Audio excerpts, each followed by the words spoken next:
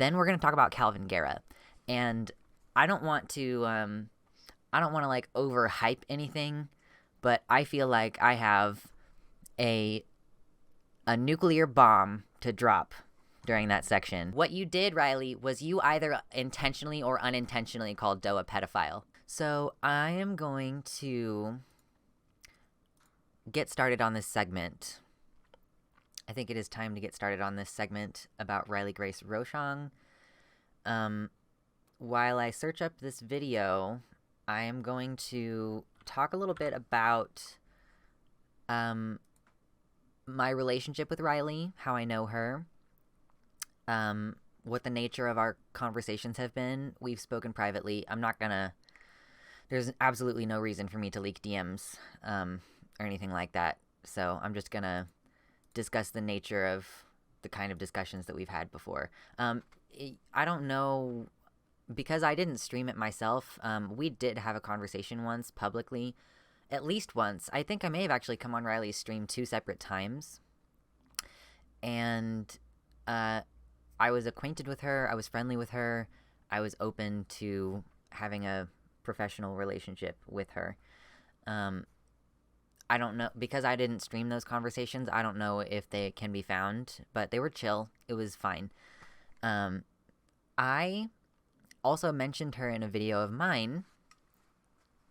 I made a video that was kind of cheeky, like, this might make you think I'm a trans med, but I'm not. And it was about my belief that I don't think that there is a factor that you could isolate biologically that causes people to be trans. However, I think it's fair to say that because everything about who you are is a function of processes in your brain, that your transness and your gender do exist in your brain. That's not diagnostic, though. Like, it's not possible to find it any more than it's possible to find like what in your brain makes you like vanilla more than chocolate. You know, you could potentially see what parts of the brain light up in response to the preferred flavor or the preferred gender or whatever it is. But I don't think you could pinpoint what it is about you that makes you trans. It just is a function of your brain, and I think it would be silly to say otherwise. So anyway, I mentioned her at the end of that video because, like, I think it was then at that video, and I was, like, sort of defending her, because she had said that she believes that there is something intrinsic about gender, and people were I think that people were misunderstanding her, or I thought at the time at least that people were misunderstanding her, and that's why I talked about it in the video. She thanked me in private about it. I also tried to help mediate the difficulty that was going on when Brennan Beckwith and then Cops Hate Mo had made videos mentioning Riley in response to her talking to Kalvin Garrah and trying to rehabilitate him. There was tension between them, and I tried to diffuse it by talking to both of these groups in private. And I believe that I helped contribute to that situation just dying down and, like, not continuing for longer. And I try, that's a goal of mine, I guess, is to maintain relationships with people so that I can communicate with them when other people can't. Like, so that I can communicate an idea to them when other people can't. And as a result of that, I'm going to try not to be, like, I'm not going to do, like, I don't know. You know, when people do a React stream and they're really, like, unnecessarily shitty, you know? I'm not going to do that for the sake of views, because I do care somewhat about, like, whether Riley is going to hear this and if she'll process anything that I have to say, because I have been, because I've been open to her ideas in the past, and I've been sympathetic and kind to her in the past. I guess you could say that I should have done what I'm doing right now in private. Like, I should have reached out to her in private instead of making content about it. And I think that could be a fair criticism. We haven't talked in a really long time, though, and I don't know how to address the disagreements that I have with her in private. And, like, I don't think that we know each other well enough that she should feel personally accountable to me if I try to call her in. Does that make any sense? Like, I have a relationship with her to a degree, but not one that I think is rising to that level. So that's the nature of my relationship with her, is that I've been friendly with her, I've helped diffuse conflict, and I have agreed with her in times when other people have disagreed with her, right? And I even kind of agreed that, like, I understand what she's doing with trying to rehabilitate Kalvin Garrah. Like, I understood what she was doing at that time. That's how I felt. As much as I, have my issues with Kalvin, there was a point at which I appreciated what she was doing. I will get to how I feel about that now when we get to that part of her video. So, I think that pretty well covers it. Yeah. You will discover the degree to which I agree or disagree with the things that she says here. I should also disclose, as far as I know, I've seen most of the relevant content, except for, like, Riley talking to Destiny. I don't remember whether I watched that, because I just am pretty indifferent to Destiny's existence, and I didn't... Yeah. I will definitely speed it up, yes. So I watched the original debate with Demon Mama and the subsequent on-camera breakdown. I think that's a fair and accurate way to describe what happened. And then I have also watched the discussion, like, I saw the lead-up to the discussion with Doe, and I've watched the discussion with Doe, and I've also watched the following discussion with Vosh. Yeah, so those are sort of I'm aware of, I think, as much of the background as I could possibly need to be, and that obviously without all that context, this is going to be meaningless to any of you. So that's why you're here.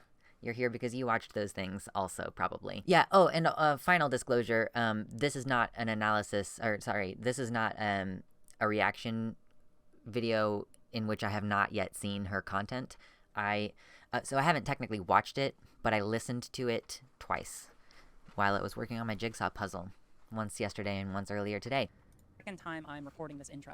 When I showed this video to members of my community to get feedback, they told me that it would be worthwhile to clarify some things for the audience ahead of time. Because while this video extensively explores the problem of political hobbyism, it's also a video about my experiences this past year trying to figure out how to advocate for evidence-based policy on social media. For context, I'm a dual JD Masters of Public Policy student. A couple years ago, I started posting videos on social media and streaming where I would talk about a variety of political and public policy issues. I started streaming and making content for the same reason that I started my graduate education, because I just genuinely care about good public policy, and I wanted to talk to people who shared that interest. I don't know what the stereotype is for law students, but law school itself tends to be a very emotionally and mentally oppressive experience. While there are certainly some classmates that I've gotten close to, a lot of people in my 1L class were mainly focused on getting good grades for employment opportunities in their 1L summer. And to my credit, I've done pretty well for myself. At 1L summer, I was able to clerk for the Maryland Attorney General's office doing research on police reform policy, and this past year, I was able to work in state and federal Congress. Unfortunately, as anyone who works in the legal profession can tell you, this kind of work can take its toll on you if you're not careful. This is especially true if you come from any kind of marginalized background. Not only were there not a lot of people who shared my passion for public policy in my class, but I also often found myself alone on account of being a transgender woman. So I just want to pause real quick and say that fucking sucks. And it's like, you would think in a college environment it would be a little bit better, but that's just not always the case. So that's just very shitty, and I wanted to point that out. Thought that I could use social media as a place where I could find like-minded people who shared my interest in furthering good progressive policy. Over the past 2 years, I've spent basically all of my spare time, aside from work and school, trying to figure out how to use social media to meet other people who I could talk to about how to further good public policy. And while that may sound like the nerdiest thing to do with your spare time, I'm saying this now because what I didn't account for going in is that most other people in this space don't share that same interest. While this video is... Yeah, most people, this is not a dig, this is just a fact. Most people are not political hopefuls. So this is not surprising to me that she's found it difficult to find people who are wanting to have discussions about policy, and that makes sense why she gets along with Dylan Burns. Yeah, but so she probably has a difficult time finding people who have like interests if discussing how to write laws is what you want to do with your time. About political hobbyism in particular. It's also admittedly a video about my broader experiences with the online left and my efforts to try and carve out a space for policy discussion on social media. For the majority of this video, I'm going to be mainly focusing on my experiences with political hobbyists in the online left. I want to be clear that this is not because the problems I talk about are not as present in the online right as in the online left. I think that the problems in this video are just as common in the online right, and I'm going to be criticizing them specifically at certain points. I'm just limiting the scope of this video to my experience because that's what I'm able to discuss best. While I don't think I'll be able to move a lot of the people that I criticize, I think that it's important to make this video for the people who have had similar experiences to mine. Now, with that being said, I know that there are also going to be a lot of people who watch because they're interested in drama that I've been involved in. Don't worry, I haven't forgotten about you. I'm actually going to be talking a lot about people who are here for the drama, but for people who are looking for that specifically, I'm letting you know now that a lot of this video is admittedly a bit dry and probably not as exciting as you might like. Technically, we are here for the drama. Technically speaking. You know, I want to have a little bit of fun with this. I don't want to be dry necessarily the whole time. I also don't want to be an asshole, you know. It's fine. We're not going to be rude, hopefully, while we have this reaction content. Let's go. I decided to throw my education at this project, so this video gets pretty deep into a lot of different literature. I'll also admit that this project did not spark joy for me, so the emotional labor that I put into this video is about the best that I could do. If you're planning on skipping to the end of the video or leaving an angry comment down below, I see you, I know who you are, and I would at least ask that you watch through to the end of the video. While this video is not for you, and I'll explain more about that later, maybe you'll end up learning something. So, since there are probably going to be a lot of eyes on this video, let me start off by sharing some of the general things that I've been thinking through about it. Normally, I'm someone who's pretty active in political discussions on social media, but over the past month, I have not been active publicly whatsoever. There are several reasons why, and we'll talk about some of those later on, but one of them is that I've been taking a lot of time thinking about what this video is trying to do and who it's for. Originally, I was going to make a video going through the recent debates I've been involved in extensively and focus on talking through the particular merits of the conversations and try to prove my case to the leftists who have been heavily criticizing me over this past year, and possibly even reflecting and moving on some of the positions I expressed. Then I realized that there's two problems with this approach. The first is the fact that I know that these people don't care about the merits of the conversations that happened. If that sounds like a heavy claim, let me use a relevant example to explain why I think. So this is I find this moment a little bit awkward, because the thing that she just said was effectively that she considered actually thinking about the merits of the other people's arguments, and then she decided not to. And I don't know if that's an incorrect reading, but every time I've listened to her say that, that is how it comes across to me. Let's listen to it again. I just want to listen to it again, because that's what it sounds like she's saying to me, and I think that would be really telling if it was what she was saying. Active in political discussions on social media, but over the past month, I have not been active publicly whatsoever. There are several reasons why, and we'll talk about some of those later on, but one of them is that I've been taking a lot of time thinking about what this video is trying to do and who it's for. Originally, I was going to make a video going through the recent debates I've been involved in extensively and focus on talking through the particular merits of the conversations and try to prove my case to the leftists who have been heavily criticizing me over this past year, and possibly even reflecting and moving on some of the positions I expressed. And possibly even reflecting and moving on some of the positions that I had expressed. She just said, I considered going over and explaining my merits, and I considered listening to the arguments and moving my position, and then I decided not to. Then I realized that there's two problems with this approach.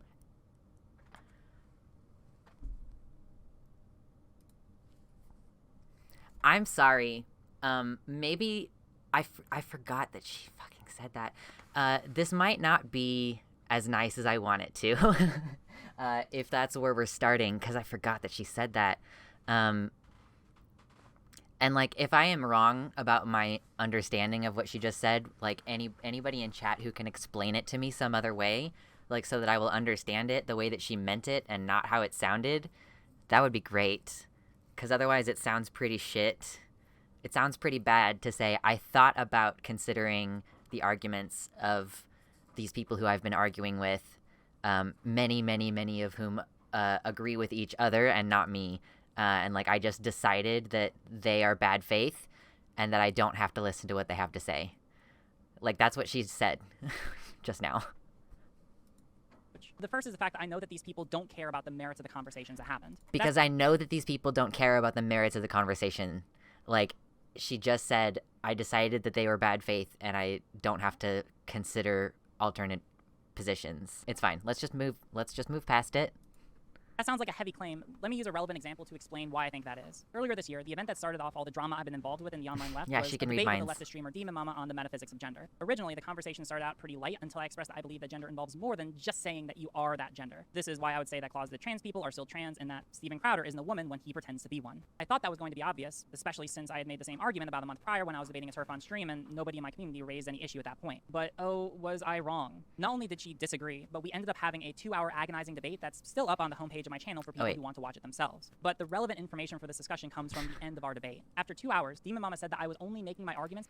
You guys gotta warn me when I do that. You don't have my back at all, do you?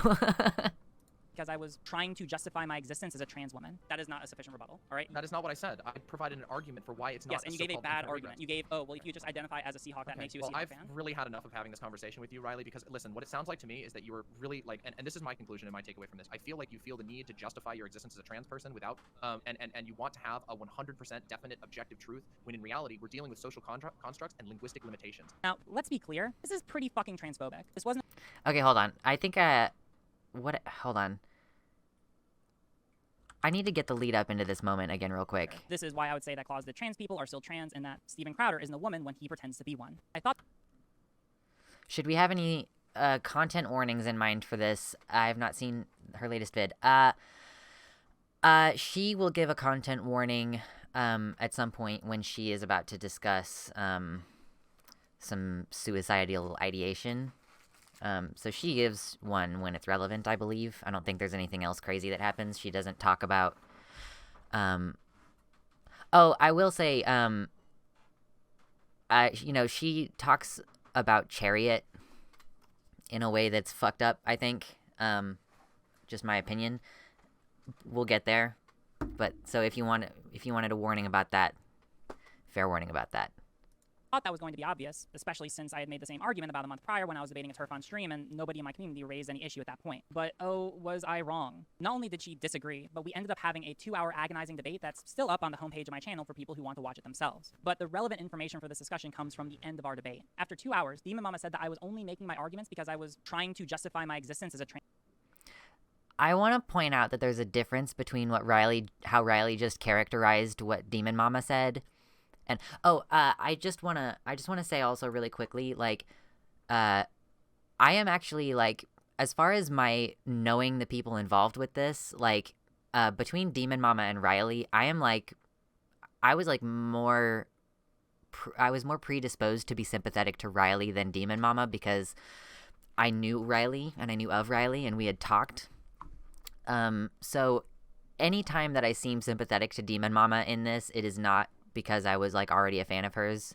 I've only just, like, in the past couple of weeks started looking at her content outside of the discussions that she had with Riley. So I was not, like, a fan of Demon Mama's prior to any of this, so. But what she just said was that Demon Mama said that the only reason trans woman. That is not a sufficient rebuttal. Or people who want to watch it themselves. But the relevant information for this discussion comes from the end of our debate. After 2 hours, Demon Mama said that I was only making my arguments... I was only making my arguments to defend whatever. But what actually, I think that there is a distinction between saying, I feel like what you're doing is arguing this, and saying, you're only arguing because of this. Like, I just think that there's a distinction... And maybe I'm being a little bit pedantic there. I really try not to be pedantic because I find that shit really annoying. But I just think that it's a difference, and that the more aggressive assertion, like, I don't know. She's about to describe it as transphobic, and I guess I'll let her, like, finish saying that before I respond to that point. Because I was trying to justify my existence as a trans woman. That is not a sufficient rebuttal, all right? That is not what I said. I provided an argument for why it's not. Yes, and you gave a bad argument. You gave, oh, well, if you just identify as a Seahawk, that makes you a Seahawk fan. I've really had enough of having this conversation with you, Riley, because, listen, what it sounds like to me is that you were really, like, and this is what it sounds like to me. I feel like you feel the need to justify your existence as a trans person without... I feel like you feel the need. To have a 100% definite objective truth. She's not saying, like, oh, you're only... talking about this because you feel the need to justify yourself, which like I don't think that would be a huge insult anyway, because I understand the impulse to justify yourself as a trans person. I don't know why you would take so much offense to that you call it transphobic. That seems a little bit unhinged, in my opinion. I was actually trying to be on RGR's side because I knew her and her community better and more intimately than DMs, and just got increasingly disgusted with RGR to the point where I treat her name alone as a content warning. Like, yeah, basically. It's an important clarification. Thank you, Emma. Yeah, I've been, predisposed to be sympathetic to Riley throughout this whole thing. And I just think that that's kind of gone now. It's hard to overlook so many things that I disagree with at this point. Because I disagreed with her. No, yeah, I got you, Emma. I disagreed with her about the Kink at Pride stuff, and then her behavior afterwards I also disagree with, and like her characterization of people's views I disagree with. Like, there's too much disagreement and weird behavior for me to just move past it at this point. I don't know. When in reality, we're dealing with social constructs and linguistic limitations. Now, let's be clear. This is pretty fucking transphobic. This wasn't addressing anything that I was saying. It was a personal attack, and it was a personal attack that would only affect me if I were a trans person. It's not an attack. It was Demon Mama saying, like, I don't want to have this discussion because it feels like this. And, like, Demon Mama tried to get out of the discussion multiple times, and Riley just kept being like, wait, no, like, let's just, I'll be good. And it just kept going, which is weird for a person who just talks about consent all the time. Like other people have pointed that out already. That's not a new observation for me. It's just worth pointing out.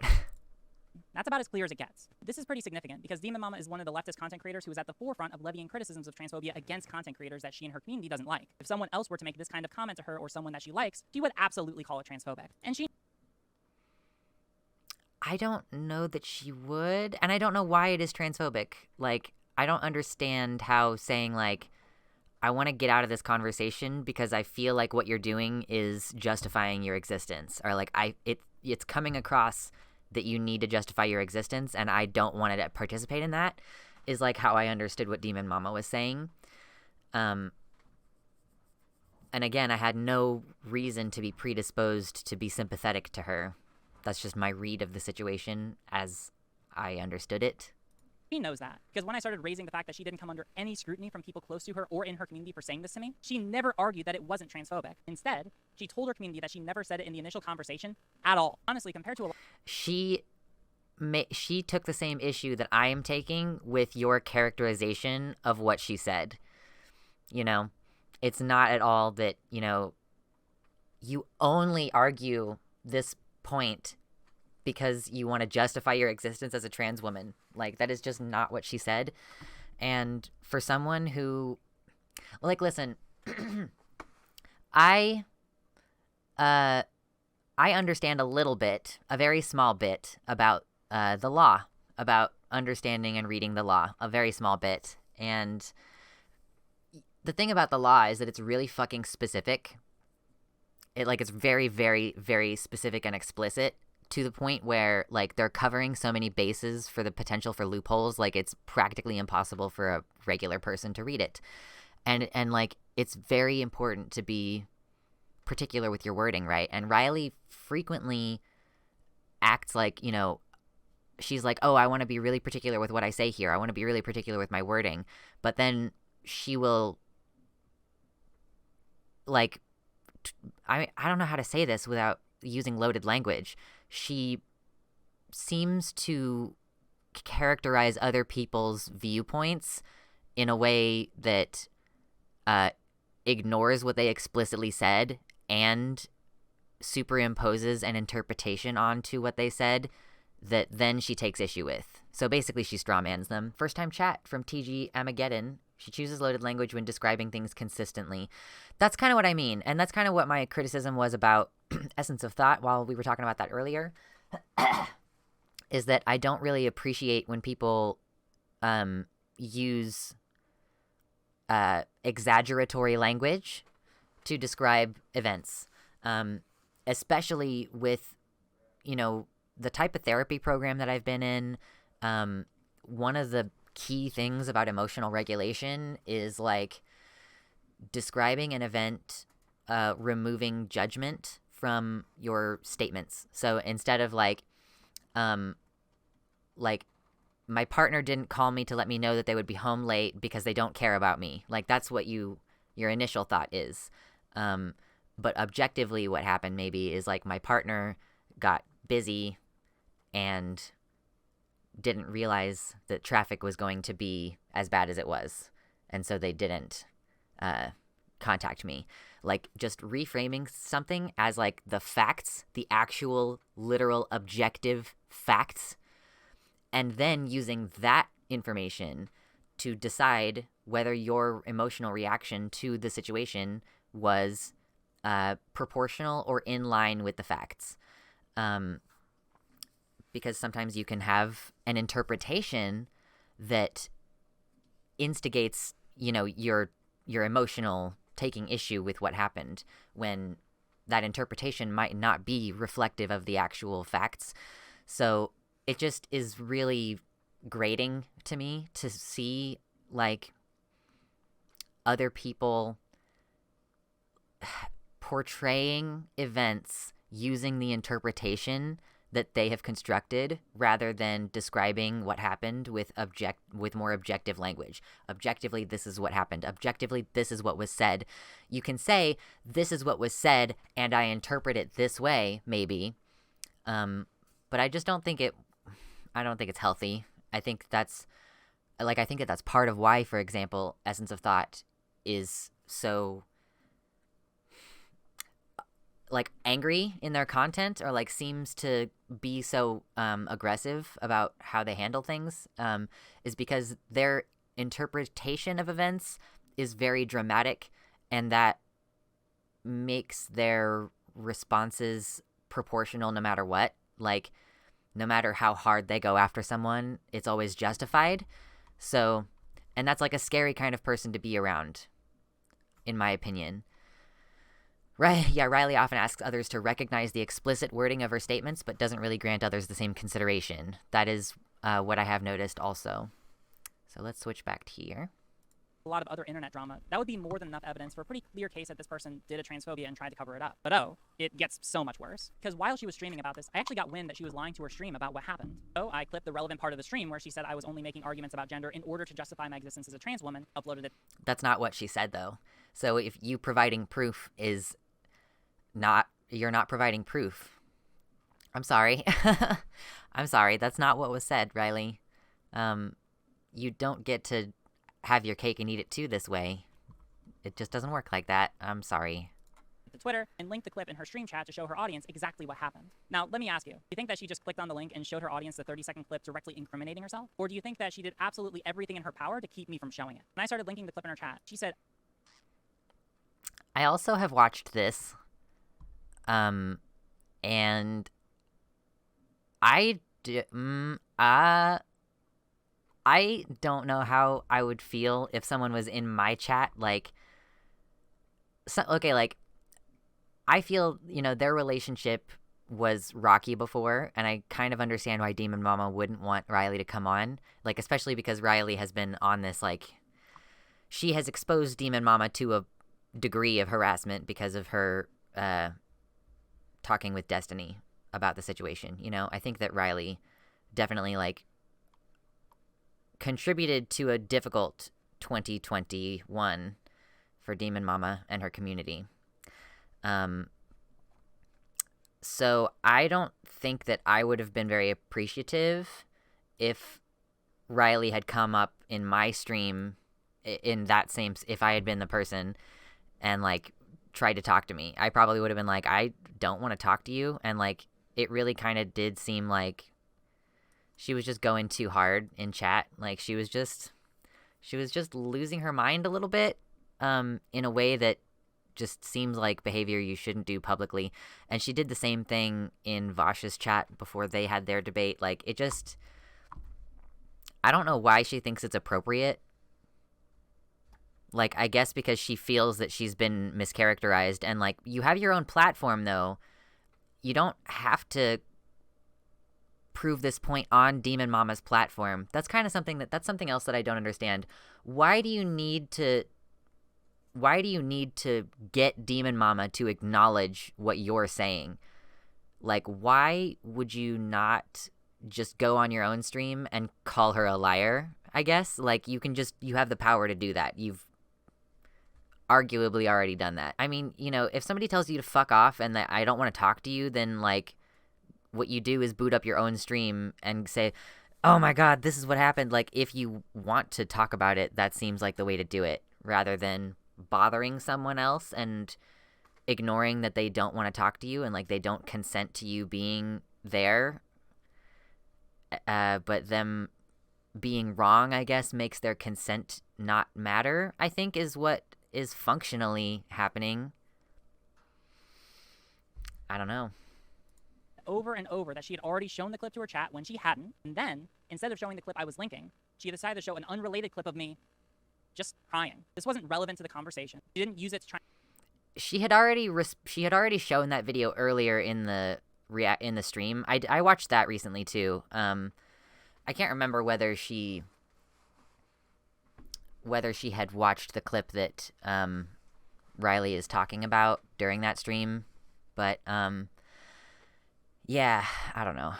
Pixie did the same thing, I think, during Riley's convo with Vosh, where she said she had to go on Vosh's stream because he was misrepresenting her views. Yeah, they both seem to... That did happen, where Pixie, like, texted Riley and was like, please tell Vosh that I want to come on. And Vosh ended up saying no. Like, you can just go on Riley's stream and correct the record. Like, you've had plenty of viewers all day. My platform is not for your exoneration. Yeah, I've watched some of the reacting content to the debate also. Try and prove any point. She was just trying to bully me and posture for her. Oh yeah, I forgot. This is what we were talking about. I don't think she was trying to bully or posture. It's like she had talked about the clip earlier in the stream where Riley is crying. She talked about it earlier in the stream and was like, this is the reaction that she had after our debate, and, like, when the community was also disagreeing with her. And I think it was, I don't know, I'm not going to speculate, I guess, as to exactly why Demon Mama played it that second time. I guess it was to just, like, reminder, this is the person that we're dealing with. You know, I think pointing out that, I don't know, I'm not gonna worry about that. Her audience. And they all bought it! Again, while I was linking the clip, very clearly showing that she was lying to her audience. Not only did she not show it to her chat, but nobody in her chat tried to push back against her at all. The entire time her chat was mocking me. Will they continue to believe her lies? I think that your behavior in that moment was mockable. And I don't know how to say that in a nicer way, and I'm not trying to be a dick. I'm truly not trying to be rude. I just think that your behavior was, like, out of the bounds of what is considered normal and acceptable behavior. Despite the fact I was presenting clear evidence proving what happened. And then, to top everything off, eventually she invited me to come onto stream, and when I tried to show... She did not invite you to come on stream. That's, I watched that part of it, and she was very specific about not saying, yes, I will talk to you. In fact, I watched, and I could tell, based on how Riley was expressing herself in chat during that time, that Riley was sensitive to the idea, the potential, that maybe this was a trick, because she asked Demon Mama, please just say, yes, I will talk to you. Like, she asked her to clarify that multiple times before just starting up her stream, and Demon Mama very specifically did not say, yes, I will talk to you. Like, she could see what Riley was saying in the chat and was actively not responding to it. You know, which I know that some people think that it's shitty. I can't say that I think that it was shitty. show the clip of her saying that I was just trying to justify my existence as a trans woman. She deafened me for her chat so they couldn't hear it, and then said I could only talk to her if I paid her $300. Apparently, we have set the precedent that it is completely fine to lie about someone and then charge them $300 in order to prove that you are lying about them. Let's be...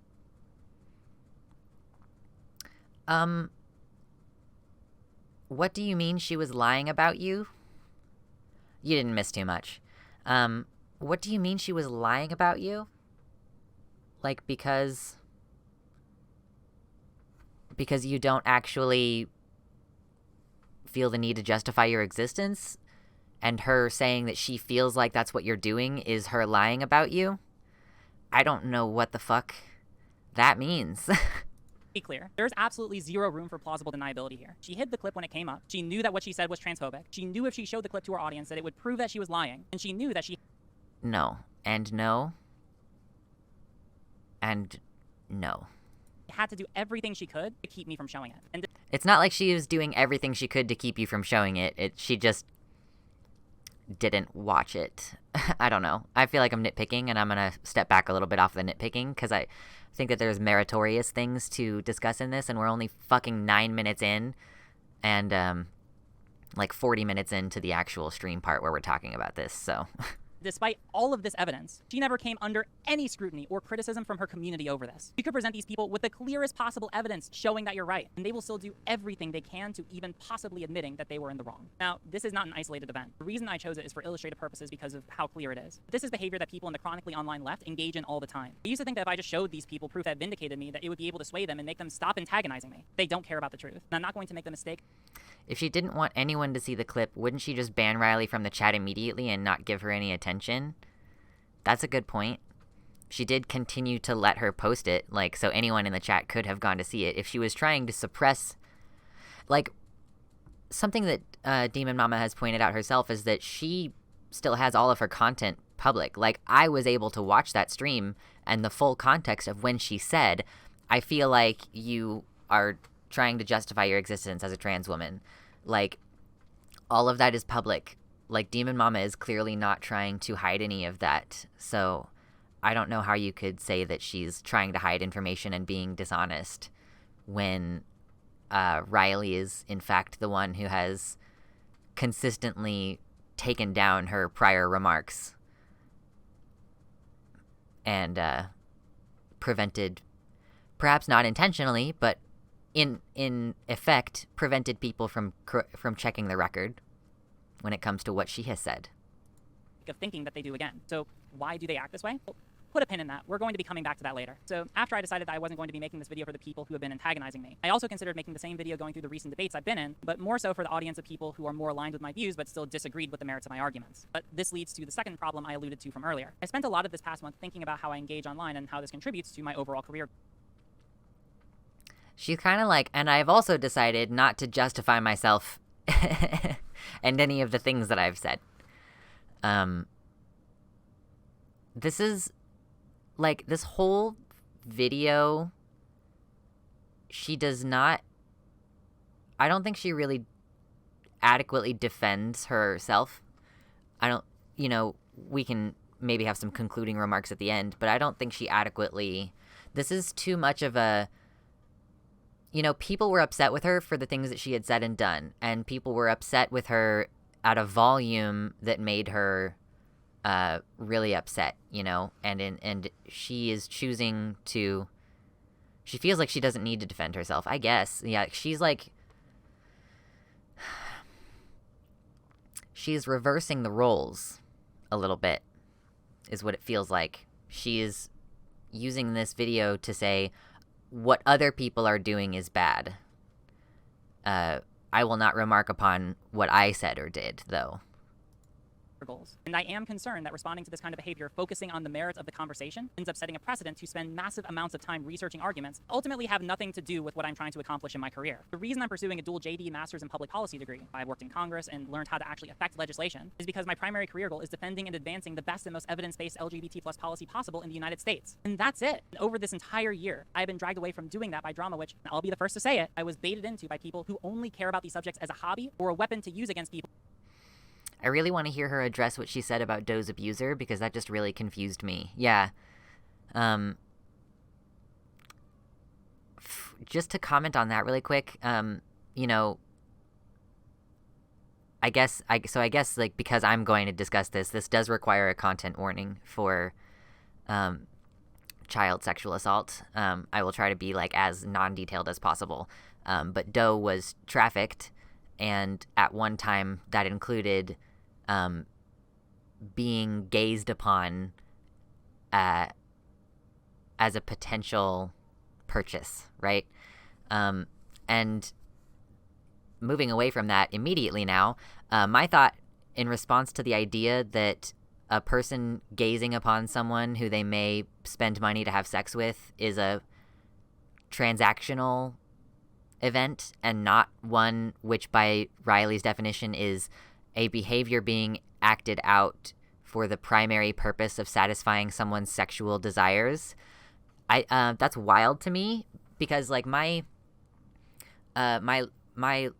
example that I thought of was like if I went to a legal brothel and I was looking at the women who were available to spend time with, I would most definitely be examining their bodies and deciding which one based on how I wanted to interact with their body.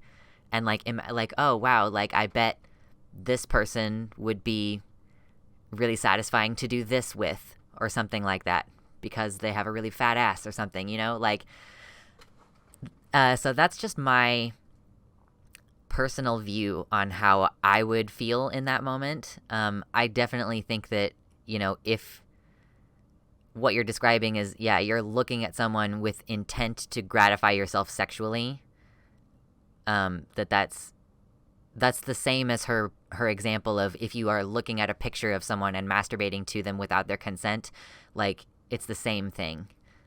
So I don't understand how she could justify that. I think that she just was going to disagree with Doe no matter what Doe said. Who aren't on their same ideological team. Recently, I've been reading Politics is for Power by Eaton Hirsch. I'm actually going to be covering this book a lot more. Details on that later in the video. One of the main points from the book is talking about and critiquing the problem of political hobbyism. He talks about how most people who are involved in the kind of constant media consumption like what we experience online, people who are constantly listening to debates or parasocial political content creator, tend to not only be privileged and masculine, but also tend to view politics as something fun where they can root for people effectively mascotting. Okay, hold on, I'm take it back a little bit. I have been dragged away from doing that by drama, which I'll be the first to say it, I was baited into by people who only care about these subjects as a hobby or a weapon to use it. I kind of feel like there's been plenty of times where Riley continued talking about something when she could have just stepped away. So I don't think that it's fair for her to say that she's been baited and that it's somehow less her responsibility. Against people who aren't on their same ideological team. Recently, I've been reading Politics is for Power by Eaton Hirsch. I'm actually going to be covering this book a lot more. Details on that later in the video. One of the main points from the book is talking about and critiquing the problem of political hobbyism. He talks about how most people who are involved in the kind of constant media consumption like what we experience online, people who are constantly listening to debates or following their favorite parasocial political content creator, tend to not only be privileged and masculine, but also tend to view politics as something fun where they can root for people effectively mascotting their social group and battling others for political blood sports, where the truth about the matter people discuss is only secondary to the actual conflict between the public figures. To the political hobbyist, yeah, I mean, you've done debates plenty, Riley. I regret to inform you that doing a debate is never about changing people's minds. It is always about creating a spectacle and having one person appear to win, and for entertainment purposes. Like, debates are not intended to change people's minds. News is a form of entertainment and needs to be fun. In the past, local news, even when not itself fun, was bundled with sports and weather and national scandals that drew us to local news broadcasts and local newspapers. We ended up learning about local politics accidentally, and we were waiting for the local station to tell us about the weather report. Now that all these separate items have been decoupled, our lack of interest in local news shines through. We have collectively shown that what's fun is the scandal in Washington that seems big today and will be replaced by another drama tomorrow. That's what keeps us coming back to cable news anchors and keeps training our newsfeed. In part, what's changed is that Americans have started to treat political parties as they treat sports teams. And I identify as a Red Sox fan. It reflects a connection that I have to people who live in my area of the country country, Yankees fans feel some geographic camaraderie around their team too. While I would not think or say that New Yorkers suck, it's somehow quite easy for me to say that Yankees suck. Once I decided to rally behind my team, I focus on the team identity rather than any underlying reasons for why I chose that team in the first place. Increasingly, Americans look around at their social groups, their racial and religious groups, and they see an alignment between those groups and the political party. Their party identity, in turn, helps them feel grounded and connected to their groups, and it gives them something to rally around. They will say things and feel things about their team and its rival that they would not otherwise say or feel about the underlying groups. In answering surveys, they will offer responses to showcase their loyalty to their party. People who are otherwise intelligent will even suspend their commitment to the truth for the sake of the team. Consider a moment from 2017, which made headlines at the time. President Trump's first press secretary, Sean Spicer, told the media that Trump's inauguration crowd was the biggest in history. Side-by-side photos comparing the attendees at Trump's inauguration with President Obama's inauguration showed Trump's crowd to be a fraction of the size of Obama's. Researchers showed the side-by-side pictures to a random sample of Americans and asked them a simple, factual question. Which of these pictures shows more people? 2% of Clinton voters got the factual answer wrong. 8 times as many Trump supporters, or 15%, got it wrong. Among Trump supporters, the ones with the highest education levels got it wrong the most often. It's not that these people couldn't grasp the truth, it's that they gave the answer that gratified them, regardless of the facts. The educated ones, who were more likely to be informed about Spicer's claims, knew what answer to give to cheer for their side. The plainer way of saying this is that the vast majority of political hobbyists don't primarily care about the truth, if at all. In fact, if the truth is inconvenient, people will disregard it entirely. What people care about is I just feel the need to point out really quick that, like, okay, sure, this, study or whatever happened. Political hobbyists apparently have been demonstrated to ignore the truth. But she's just saying, like, I've decided that other people who I don't like are political hobbyists. Kind of is how it seems to me. I don't know. Team, blood sports, and drama. That's it. It's just that the only person who's honest about it is Dylan Burns. Now, maybe this is self-evident to a lot of people, but this was weird for me to come to terms with because the reason I have talked about politics from day one on social media is because I just care about figuring out what the best policy is for society and how we can implement it. That's it. It's the reason I'm getting a degree in public policy. It's the reason I've worked in public policy. And it's the reason that even after all of that, I spend my spare time talking about public policy on social media. But it's pretty clear that this is not why most people get involved with online politics. If I had to guess. Yes, as we said before, most people who are involved in online politics are not running for office. They're not planning to run for office, So I don't know why they would need to talk about how to make and write policy. And be completely honest with yourself. The reason you're watching this video is probably because you don't seriously care about the merits of the arguments I've had. You're probably watching this because... The interesting thing is that I do care about the merits of the arguments that she's had, and she is not going to go over any of it because she's decided that anybody who could be interested in watching this video either already agrees with what she has said or, like, she has just no need to attempt to explain herself. You like drama, whether it's because you hate the online left and you enjoy watching someone criticize them, or because you're a political streamer that's been following the drama I've been involved in and you know you can get more views out of your audience. I am getting way more views out of my audience right now than I have gotten maybe ever. It was at 24 at one point. Like, I mean, TBH. Probably why you're watching. And while I cannot stop you from watching this video, I can say that this video is not for you. From here on out, I'm not going to waste any more time that I could be using to research and further good progressive policy on content that ultimately won't achieve anything. ContraPoints has already made videos like Canceling and Envy criticizing a lot of the behavior that I'm talking about. Destiny has made the cornerstone of his career in the past couple years calling out the same kinds of behavior. And despite all of their effort and prominence, it doesn't seem like either... She posted this video like yesterday. I feel like it has been demonstrated to me sufficiently that Destiny is, like, definitely more actively transphobic than Demon Mama. The most recent thing, which I guess happened, like, after she had written and recorded this video, but the most recent thing was that he was calling someone a pedo. He was pedo-jacketing someone for saying that, like, for providing DIY hormones to kids, or for saying that it's okay to do DIY hormones for kids or something. Like, is that not transphobic to pedo jacket a trans person for trying to let youth access life-saving medication? I don't know. I mean, one of the things that Destiny definitely has done is claimed to be non-binary for the lulz, and that's a pretty actively transphobic thing to do, I think. And Riley is just still saying Destiny good, and Demon Mama bad. Mama bad. I've watched just enough of Demon Mama over the last couple weeks to be able to make references. Embarrassing. How embarrassing. Mama bad. Yeah, exactly. Riley believes Destiny is actually not about... What? Does he really? Oh, does she really? Oh, no. first stream I'm catching since you started streaming more frequently recently, and I remember back when you defended RGR on her gender take, that was the first time I even heard of RGR, and honestly, I got bad vibes immediately. I don't blame you for defending her because I think you were mostly right, but I am not surprised she ended up here. It's not surprised we ended up here. Wow, I can't believe she really thinks that he's non-binary. He just was obviously doing it to be shitlord. Is that just me? Like, again, I am just so indifferent to anything about Destiny, except that, like, he is just, like, something that looms over all the rest of these people. Like, in order to talk about anything that happens with these people, you have to talk about Destiny and be aware of what he's doing and know what he's doing. Like, Jesus fucking Christ. I feel about Destiny the same way that I feel about PewDiePie, which is, like, I really feel like you can't make me care. Like, you can't make me. You can't force me to care. I don't care. Can I just exist in a place where these people don't? You know? I don't want to be affiliated with PewDiePie just because I'm a YouTuber. Let's return to what we were doing before.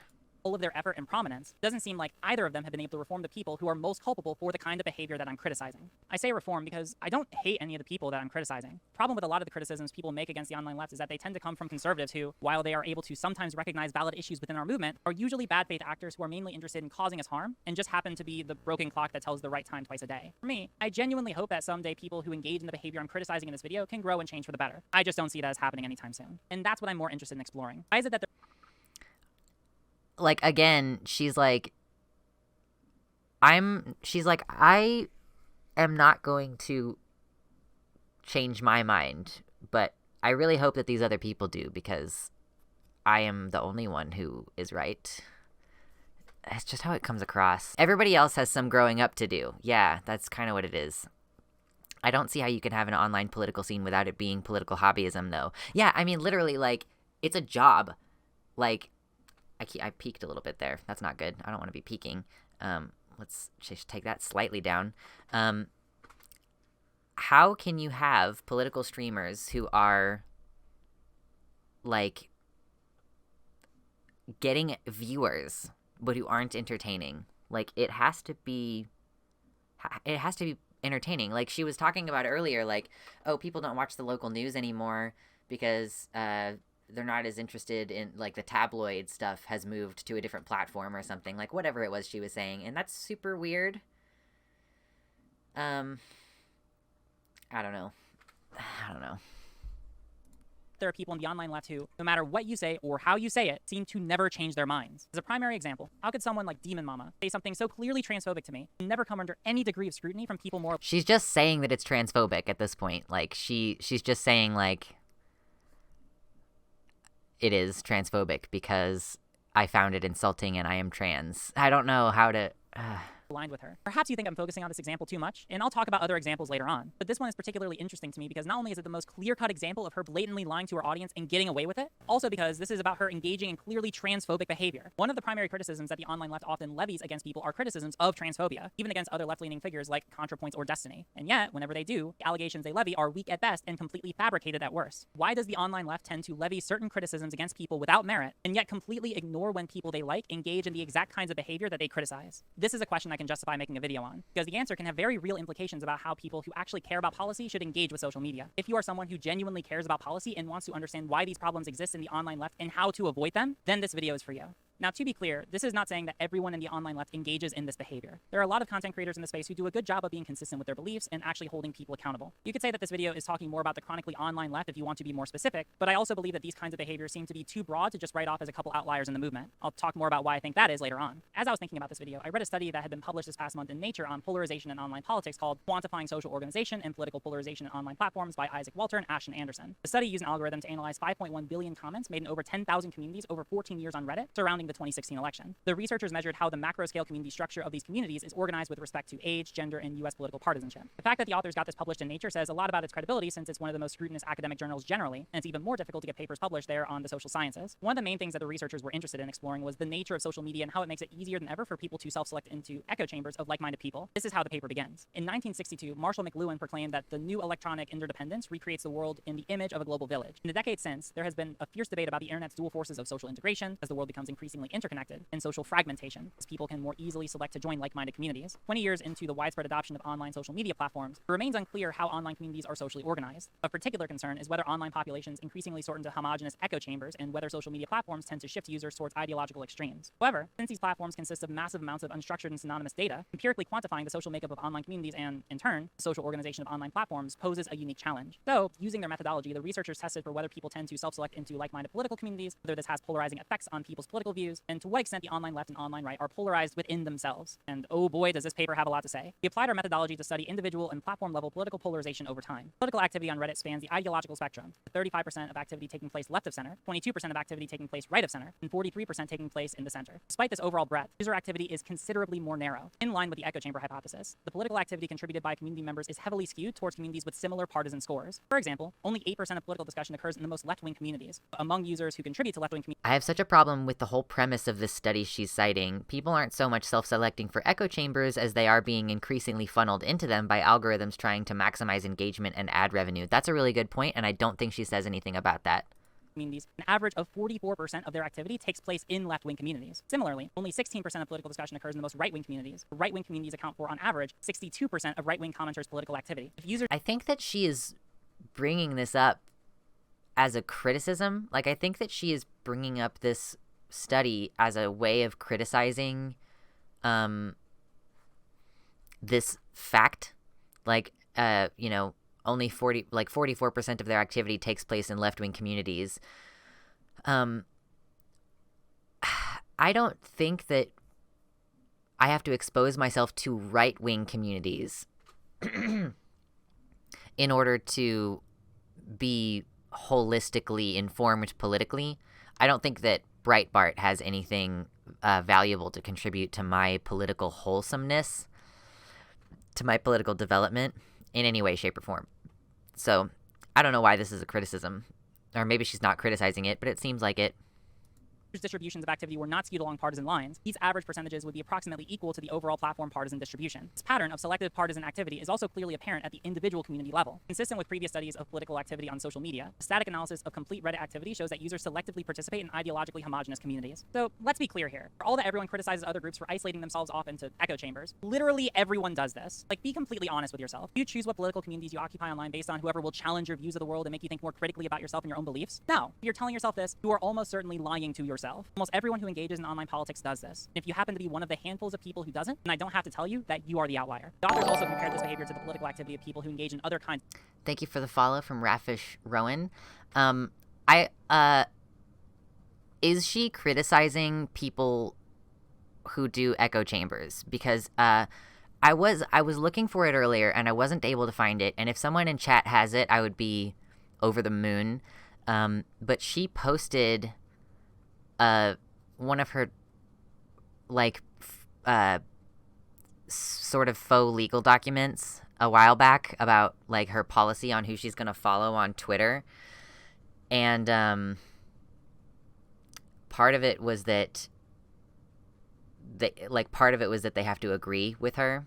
I really wish that I could pull it up because it makes me sound like I'm making some shit up when I say that, but it really was like. So she is criticizing echo chambers right now and criticizing people for not having their ideas challenged when she nuked a bunch of people. There are people in my chat right now, in this stream, who were nuked by Riley from her community when they disagreed with her about her stance on gender, when they had the Demon Mama debate. Or maybe, like, those people didn't even necessarily disagree with her stance on gender. A lot of them were just saying, like, Riley, what you're doing is emotionally unhealthy for you and you need to calm down and go to sleep. So I don't know why she is criticizing echo chambers. I don't think she has a leg to stand on with that, actually. Some of the groups I've been in that are fellow leftists have challenged and expanded my worldview. Echo chambers does not mean that your opinion is never challenged. It's just that you are among peers of the same or similar ideology. That's how I feel. Like, I feel like other leftists have I feel like other leftists can challenge my beliefs and change my mind. Like, I am anti-landlord now, and I didn't used to be. Like 3 years ago, I hadn't really thought about it that much. And I've been kind of radicalized. I'm aware of it while it's happening, which is interesting, but I have been slowly radicalized by people who I agree with about, you know, most social things, and then, like, I'm being moved on economic positions and stuff that largely I guess I just hadn't considered, but, like, I am still going through a lot of philosophical and political growth, even though I don't listen to right-wingers, and I have no interest in doing that. I guess Riley might say, like, you don't have to listen to right-wingers, because that's going to be, you're likely going to expose yourself to transphobia, but I also don't really feel the need to listen to centrists. Mostly because I think centrists are often, I don't know, they don't do a good enough job of challenging the shitty things that happen on the right. That's why I stopped watching Philip DeFranco for a few years, because he was just doing way too much, trying to stay in the middle of an issue that couldn't be in the middle. You know what I mean? DM's Discord is full of refugees from her community. Yeah. Lefties love infighting, and sometimes it's productive, and when it's productive, it's awesome. That's true, Legion. Of subreddits. Just looking at the comparison on this graph makes it pretty apparent that it is truly impossible to be a centrist online. So I guess it's nice that data can affirm what JREG told us years ago. The reason this is relevant is because I think that, generally speaking... Oh, and I will also say, I can definitely, like, say this, even though I don't have the screenshot, but, like, from my personal experience, just regarding Riley and the echo chamber thing, like, after the Demon Mama debate initially, and that whole, like, community blow-up happened, it was, if not, like, if you don't believe me about her Twitter following policy, as a member of her Discord, she changed the Discord requirements so that you can't participate in the community without reviewing the documents and either agreeing with them and, like, indicating that you had to go through and indicate that you agreed with them each individually. I remember having to go through and do this. And it was just real weird. Centrists are good at professing supposed nuance, then deliver actual substance. Yeah, exactly. She cited JREG. Yeah, like, the name JREG, like, tickled my brain, but I don't know who that is. Yeah, okay, Rusty is corroborating my my view of what happened, my memory of what happened, which is that you had to go through and at least, yes, you had to agree to each of them, or if you had a disagreement, there was a channel where you would have to, like, state what your disagreement was and try to hash it out in order to gain access to her community. So she deliberately built an echo chamber. Yeah, I know Constance has the document. I don't know Constance. Oh, okay, Rusty found the image of this. Okay, so I'm just bringing this up to point out that Riley, I don't think that it is very honest to criticize people to criticize political hobbyists for engaging in an echo chamber when that is something that she's literally done. So let's make sure that I'm not wrong about what I am asserting about this. Let's see, let me zoom in. Let's open image in new tab, and then we can zoom in on it if we want to. There we go. So what I was claiming about this is that part of who she is willing to follow on Twitter is based partially on whether they agree. This is kind of vintage, yeah. So, trying to incentivize good faith discussion, which furthers our understandings of subjects we want to advocate for.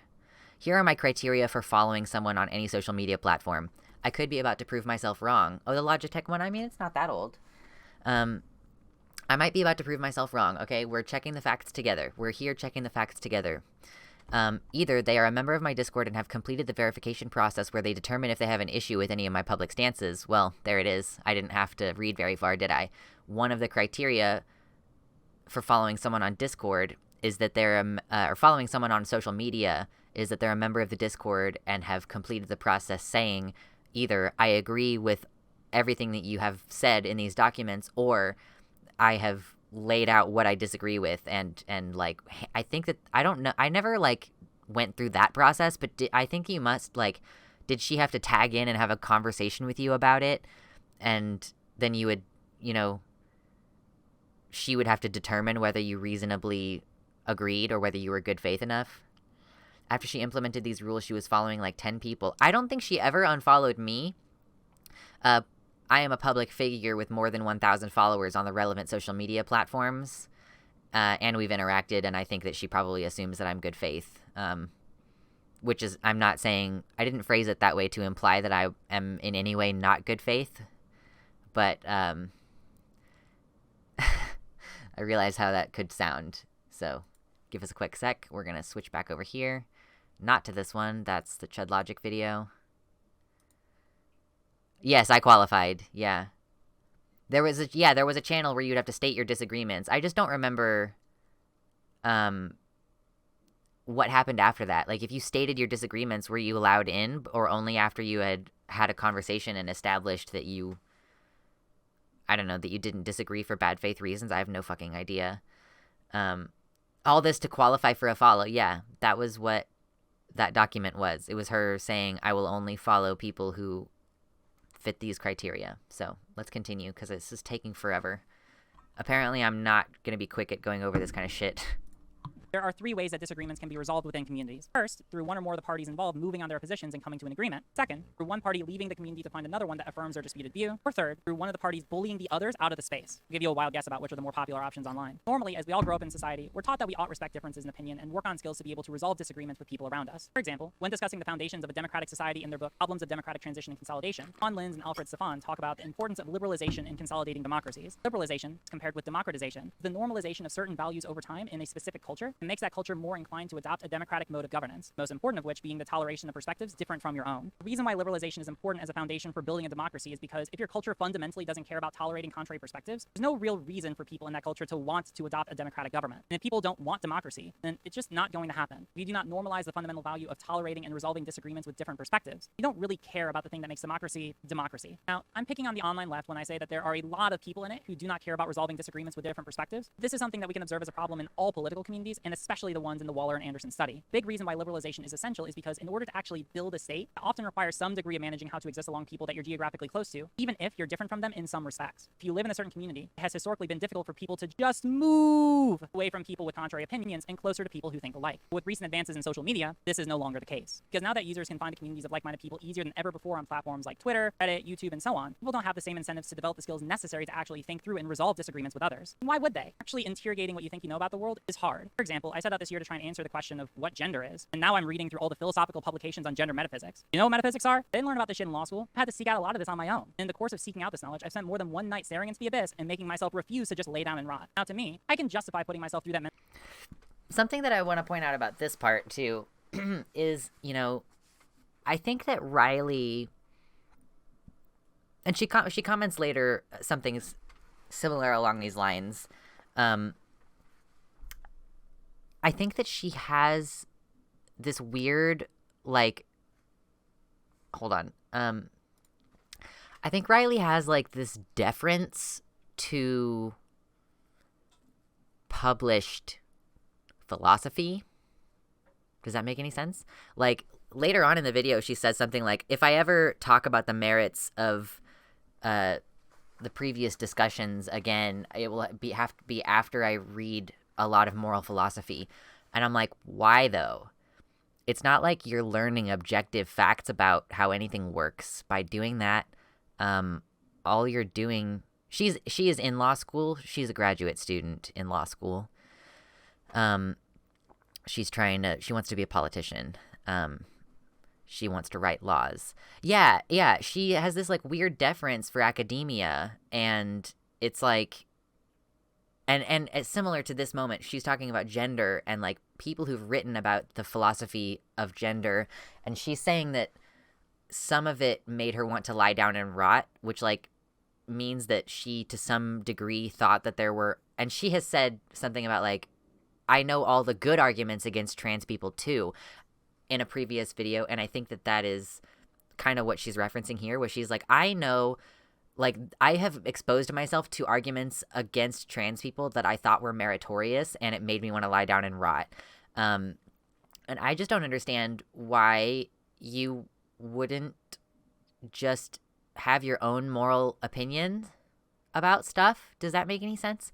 Like, I don't know what the point is of deferring to Kant or anyone else, for example. Mental anguish, because I believe that ultimately thinking through these issues and intellectually interrogating my beliefs will help me craft better public policy and make me into a better advocate for LGBT plus rights. But remember, most people do not get involved in politics online because they are interested in developing the best public policy. They get involved because they want to have fun. And you know what's not fun? Risking exposing yourself to an idea that changes your basic understanding of the world. Unless you're some kind of altruist or some kind of masochist, almost nobody is going to willingly subject themselves to that kind of experience if they can otherwise avoid it. Which is why people seek out communities of others who affirm their political beliefs. They don't want people to interrogate their beliefs or question why they think what they do. They want communities of people who will tell them exactly what they want to hear. Once you recognize this, online political discourse will start making a lot more sense. Earlier I mentioned the 3 ways I think disagreements can get resolved in online communities. I made a joke about it at the time, but this is the reason why I think the first option basically never happens. Again, if you have ever actually meaningfully moved on your opinions as a consequence of engaging with people with different perspectives, you know that you are the outlier. We actually have some data to support this as well. In the Waller and Anderson study, they found that users don't tend to polarize individually over time. This analysis reveals several insights about the dynamics and mechanisms of polarization on Reddit. First, with the exception of 2016, users generally do not polarize over time. Thin cohort polarization levels usually either remain unchanged or decrease from one year to the next. We directly measured individual level polarization by computing the fraction of users who actively moved by at least one standard deviation towards the partisan poles. This fraction is consistently low. Comparing users 12 months apart, it was between 1.9 and 3.3% prior to 2016 and peaked at 11.3% in November 2016. Instead, what they found was that during 2016, the massive influx of new younger users to Reddit coinciding with the 2016 election dramatically increased the overall polarization on Reddit and has since increased the overall polarization in the online right, especially when compared to the online left. Now, as a point about the study, when the researchers are referring to the level of polarization in the online right or the online left, they're not referring to how radical the communities are. What this is measuring is how much difference or variety of political opinions there is in the online left or the online right. In their analysis, they didn't focus so much on the actual text of Reddit comments so much as seeing which communities users tended to comment on and to what extent. Our approach differs from prior work examining social organization and political polarization in online platforms in 3 main ways. First, our methodology avoids the biases that result from using self-reported data, expert labels, and survey-based methods by quantifying the social makeup of communities in a purely behavioral fashion. Communities are similar only if their user bases are similar. By computing the similarity along a social dimension, for example, US political partisanship, can recover an accurate estimate of whether a particular community's user base is more behaviorally aligned with the left or the right end of the spectrum. For example, the left or the right wing of US politics. Users vote with their feet to decide the social orientation of communities. Only action across large numbers of people matters. Previous work has used word embeddings, high-dimension representations of text, to study cultural stereotypes and the cultural markers of class. Although our dataset comprises billions of comments, we do not use the text in our methodology. Differences in identity are reflected in the words people use. This relationship is relatively weak for our focus on measuring the social orientation of underlying community populations. Communities that use similar language may be socially distinct, and communities with distinct language may be socially similar. So, to restate their conclusion in different terms, in 2016, there was a massive wave of new users on Reddit who were young and skewed conservative.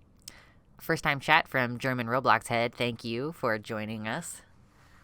Welcome. They probably supported Trump, and they represented views that were different from the ones that were most common in conservative spaces on Reddit. While the study cannot tell us what the beliefs of conservatives in Reddit were prior to 2016, we do know that this influx of Never mind. Hold on. new users caused the online right to develop a greater variety of spaces with pretty major differences of opinions between them, but which all still fell generally under the umbrella of conservatism. On the other hand, while we may constantly talk about differences of opinion in the online left, we can reasonably infer that the vast majority of the online left tends to have largely similar beliefs since they occupy largely similar spaces. While the people watching may disagree with me since often all we talk about in the online left seemingly is differences among each other, I think I can illustrate this with a couple examples. The first and most obvious to me is ContraPoints and the r/RedTube subreddit. While she was not the first person to make video essays, a lot of people tend to recognize her as the spiritual founder of RedTube as a genre and a space online. Disagree. It's H-Bomber guy. And the thing that's interesting to me about this is that it seems like people saw her make a couple of videos critiquing capitalism, automatically assumed that she must have been an anarcho-communist. But critiquing an economic system is not the same thing as saying that we should advocate for a completely different economic system. Because the fact of the matter is that Contra has never publicly identified as an anarcho-communist. The whole idea of BreadTube and the conquest of bread didn't come from these creators at all. And yet, despite that, the space that grew up around her ended up becoming one of the main communities for discussing socialism in the past couple of years. She did not make it that way, it became that way on its own. Another example is the streamer Destiny, and every streamer that has tried to be like him who has risen to prominence. Despite the fact that he is very openly a liberal, every streamer that has tried to replicate his platform and has risen to prominence has ended up drifting much further left in their political views than he's ever had. I think that when we say that something has low polarization, that I don't know what she's trying to say by that. If anybody can explain why she pointed that out, that would be great, because I don't get it. intuitively think that this is a good thing. But I want to reinforce that all that this means is that the vast majority of people in these spaces have views that are similar enough that they occupy similar communities. That's it. So here, despite the fact that the content creators who are largely credited with fostering some of the most prominent online political spaces are liberal, the communities that formed around them ended up being a combination of the entirety of the online left, and especially the more radical parts of it. To me, this reads as the reason why the online left is constantly eating itself while the online right isn't. Because while the most radical parts of the online left tend to still occupy the same communities as its more moderate members, the online right is so polarized that people with differing opinions are different enough that they could form separate communities that almost never interact with each other. Does that mean that the left is better at engaging with ideas that might challenge their worldview? Focusing on the online left for a bit, so I want to pause for a moment and say that while this might seem like a more appealing situation to be in, I think this is vastly more dangerous. Because there is enough polarization in the online right, it means that anytime people have their views, any of their views, challenged, they could probably almost always find communities who will affirm those challenged beliefs. This gets really dangerous when people on the right tend to seek out communities that affirm conspiratorial or even dangerous beliefs about the world. If you have a community online that is completely united on the belief that vaccines don't work, that the 2020 election was rigged by elites in our society, well, we all know what the outcome of that was. But the option to just move to different online communities isn't as available for people in the online left as for people in the online right. Despite how radical the most radical parts of the online left are, they still tend to constantly be following whatever Destiny's Friend is tweeting about or whatever the new Contra drama is. And increasingly, whenever I'm up to, despite the fact I actively try to ignore these people for over half a year, not only do they tend to occupy the same spaces as the more moderate members of the online left, they make it an active effort to try and bully anyone out of these spaces who do not completely affirm every one of their beliefs. Riley, correct me if I'm wrong, everyone, but doesn't Riley have a tendency to, leave the internet for a short while and then come back specifically to participate in some kind of disagreement or discourse and then leaves again after people get upset with her? It doesn't, I might just have, a sense that that's what's happened. It might not be the case, and it's hard to corroborate since she's deleted so many of her tweets. These people do not care about trying to resolve disagreements, and they can't find other spaces of people who better affirm their beliefs. So they do whatever they can to bully out anyone who doesn't completely affirm what they want. I think one of the best examples of this is my recent experience dealing with Kalvin Garrah. For context, Okay, y'all. I had a little bit of an emotional reaction to her even saying his name, so I am gonna try not to be a huge fucking asshole during this segment, but I apparently am really upset about her continuing to affiliate in a friendly manner with Kalvin, so we'll get to that.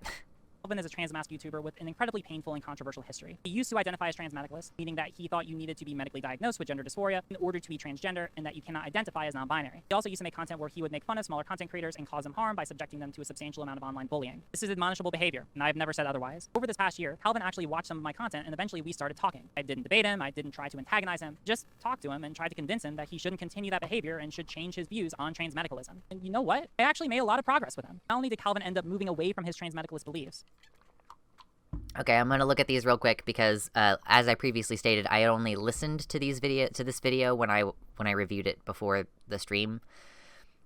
Someone's asking Kalvin in a Discord conversation, 1, do you need dysphoria to be trans? Kalvin says no.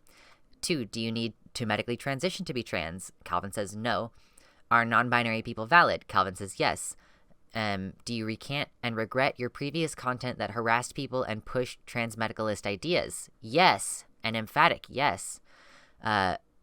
Because I'm trying to help move transmedicalists to the position of needing gender incongruence instead of dysphoria. Apparently he's responding to a message that was deleted there.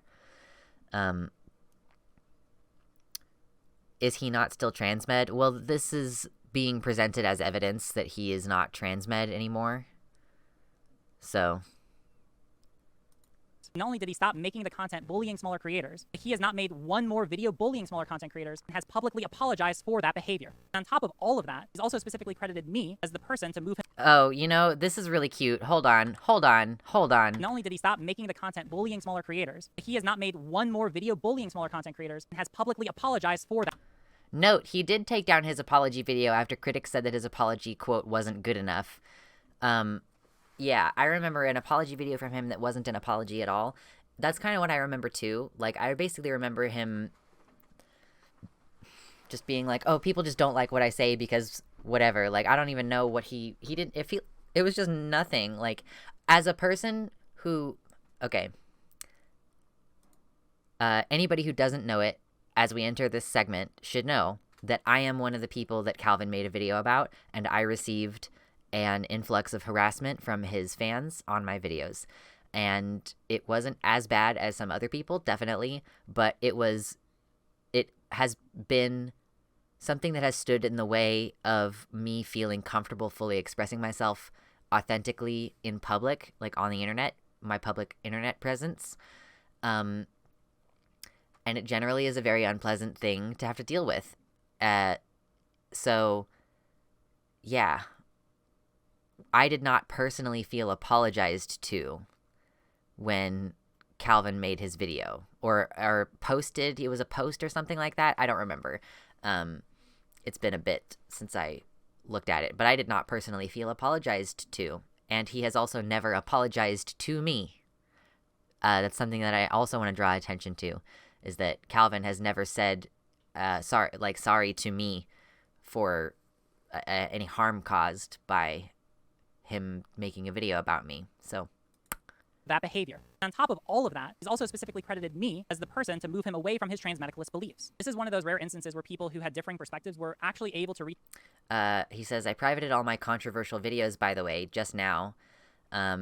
Here he says, I don't know what the context of this is, that she's presenting this from a DM maybe. 3, you being implicated genuinely makes me very angry. Oh, it's a DM conversation between the two of them. You being implicated genuinely makes me very angry, and in all honesty, I give you full permission to tell Mo, Brennan, or anyone else watching your streams accusing you of, quote, not helping the situation, that you are the main reason I took the videos down. You are the sole person who was able to present an argument which effectively moved my position on transmed discourse. So, that's what that says. Reach an agreement and make both sides better off. You would think that people who had been criticizing him for that behavior and those beliefs would be happy, right? Oh, my sweet summer child. Shortly after I initially talked to Kalvin, one person who started making content again was the YouTuber Brennan Beckwith. They talked about their experience being harassed by Kalvin and criticized that behavior. On its own, this is completely fine, and I think that it's good for people to speak out against others who have harmed them. That's what I'm doing with this video. But this was also happening at the same time I was talking about recognizing the fact that Kalvin had come a long way since I started engaging with him. Because if you look at the comments in the videos where I first talked to him, while I mostly got positive feedback, Kalvin still got a lot of hate. I'm not saying this is unjustified. I just wanted to try and encourage people to take a more restorative perspective with him since he had reasonably shown that he was willing to change. While people were initially willing to be at least amicable with me talking to him, everything changed when the Fire Nation attacked. And by the Fire Nation, I mean Brennan Beckwith getting on stream and saying that I wasn't their ally to their entire audience. Yeah, Riley is an ally, but okay. She's not an ally to me. Anything short of denouncing Kalvin's actions is not helpful to me. Yeah, that's what I'll say about that. YouTuber Cops Hate Mo also made a video criticizing Kalvin. Again, I'm not saying that this is unjustified in and of itself. The problem here is that I was also criticized in this video just for my interaction with Kalvin. After these videos, the online left did a 180 on how they felt about my engagement with Kalvin Garrah. The next time I talked to Kalvin on stream, I got less views, substantially more hate comments, and dislike bombed into the dirt. Not only were the people who criticized him not happy, they were criticizing me just for associating with him. Even though I was the person who got them the things they had been asking for him to move on his positions, to stop making content bullying smaller creators. I feel like it's worth mentioning that during this time, he initially took down his video about Brennan, but then he put it back up, and this was like Riley was trying to claim oh, I got him to take the video down, and then he fucking put it back up. So it's like, I guess she had to talk to him more again to get him to take it back down, because I think that at this time the video about Brennan is gone. But yeah, hold on. And to take down the content where he had bullied content creators previously, even though I never disputed any of the just for associating with him. Even though I was the person who got them the things they had been asking for him to move on his positions, to stop making content bullying smaller creators, and to take down the content where he had bullied content creators previously. Even though... Okay. So here's where we drop a nuclear fucking bomb. Guys, folks, friends, Faye, all of you. So Riley just said... What's up, Legion? Welcome back. We're about to drop the nuclear bomb. I don't know if you were here when I mentioned it earlier. Since you just got back, I'll replay this moment for you real quick. Just real quick, okay?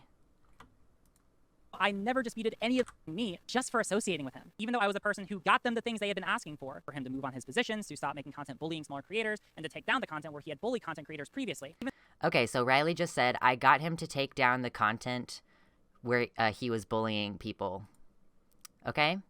That's what Riley said just now. So, real quick, we're going to check something. I'm going to show you guys something, okay? Let's go. We'll go back over here now, and let's do a Kalvin Garrah. Yes, I've searched his name before, obviously. Let's look. Do you see this shit? I'm sorry. I'm sorry. I'm sorry. I'm sorry. Do you see that shit? Do you see that shit right there? This is his homepage for his channel. I'm making it even bigger. This is his homepage for his channel, okay? This is popular uploads, which, from my personal experience, it's the entire channel, and in order of the ones that have the most views, starting at the top, first with the most views, okay? Sorry, I'm gonna step away from the microphone a little bit here. The video about me is the video with the second most views on his whole channel, okay?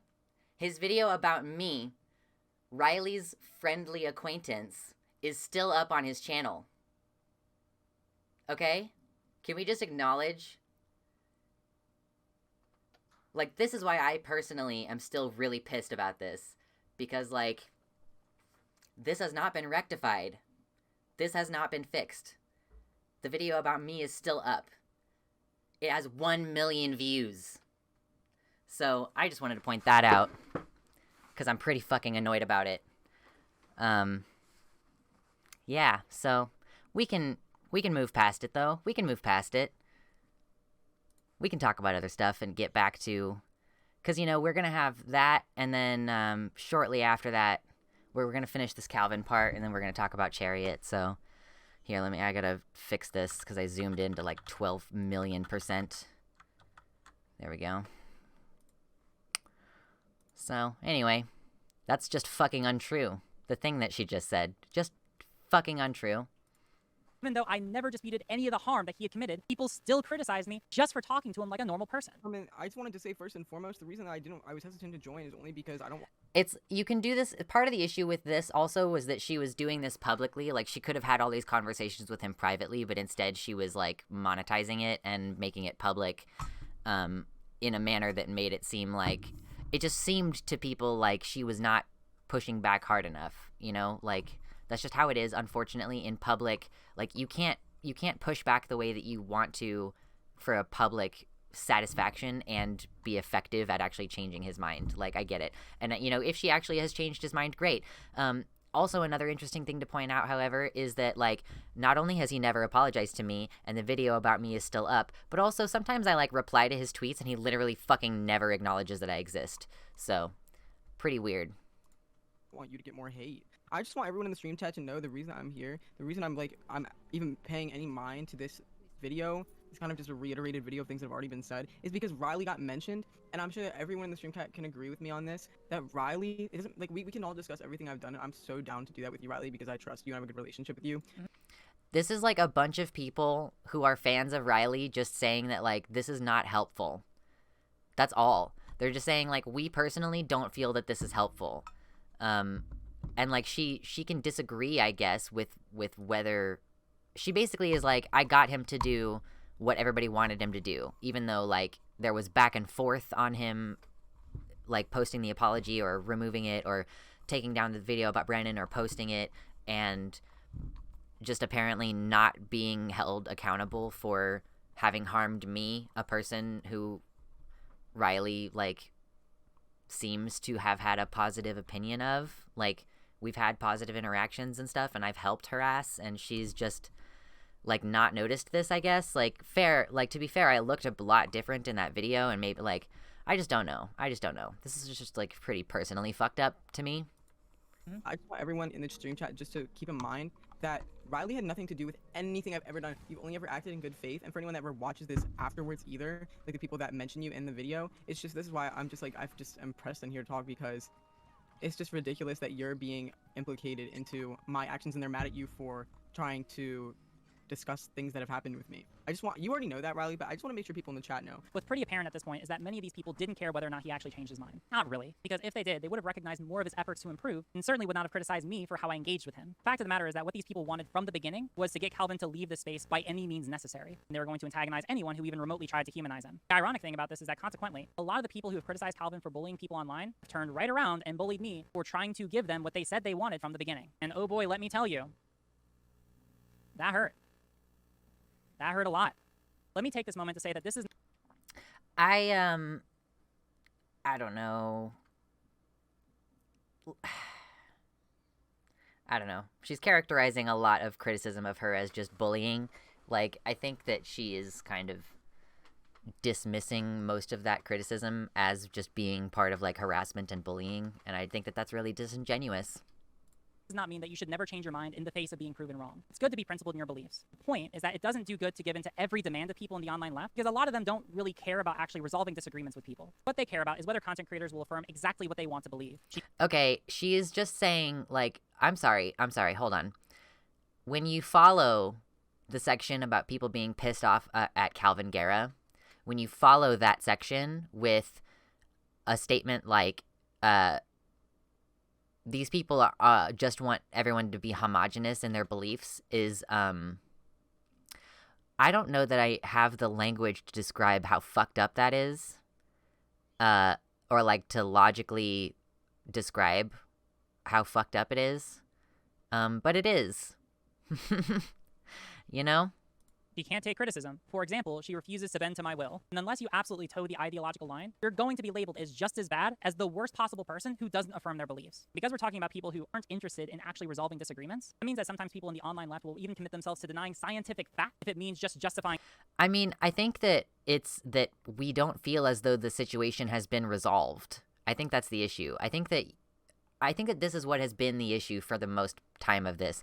Riley has just declared that the situation has been resolved. She's just declared that Kalvin is reformed.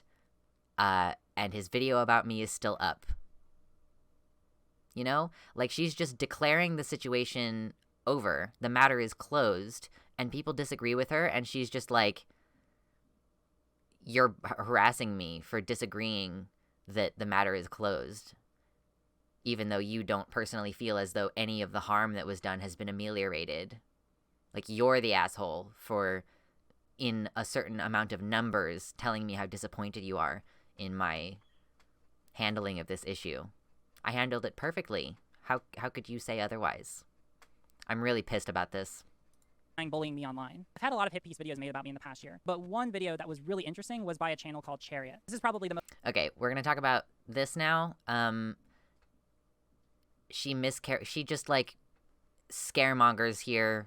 And, yeah, it's very shitty. So that's, like, my warning for this section, I guess. Was fascinating to me because the vast majority of this video is someone who very clearly doesn't know the first thing about interacting with academic literature, trying to debunk or disprove every study I cite to from peer-reviewed journals. She even just hand waves away when I cite to a statement of medical consensus, which is literally the strongest kind of empirical evidence you can cite to support a claim. We reiterate the prevailing science confirming that variations in sexual orientation and gender identity represent normal expressions of human diversity and cannot be changed at will. The quote-unquote prevailing science being referenced here, however, seems to be the aforementioned consensus on conversion therapy, unless some other material emerges. Yes, conversion therapy doesn't work because no matter what they tried, they couldn't ever change someone's gender. Like, this is so blatantly obvious.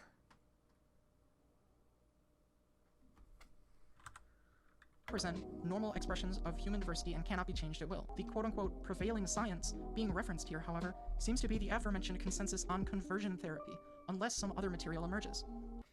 This is why it is the prevailing academic consensus that gender is an intrinsic quality, and trying to sell the idea that people can change it only leads to more harm in the long run. First of all, that's not the academic consensus. That's not necessarily the case. Second of all, even if it was, I would reject that. I think that sometimes you have to go against her logic. That's not the academic consensus, but even if it were, I would still disagree with scientific and medical professionals, since sometimes they can be wrong. This is literally anti-vaxxer logic. Hold on, we'll get to that in a second. Sometimes you have to go against predominant science. In the long view of history, sometimes the scientists are wrong. Even more relevant to this.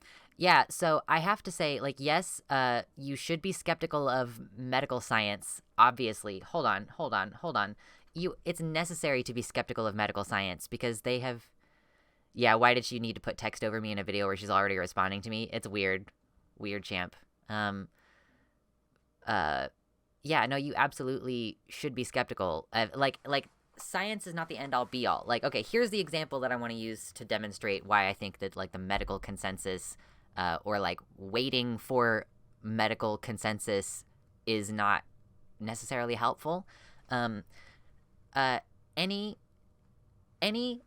trans femmes out there, any ladies popping the P, any ladies on the progesterone, let me know in the chat if there's any trans femmes here who are on progesterone. In context, I say that because she cites outdated science like GID studies. I see. Or, you know, you don't have to be on progesterone now. Have you tried it? Have you thought about it? Anybody? Want to be, but I ain't. Okay.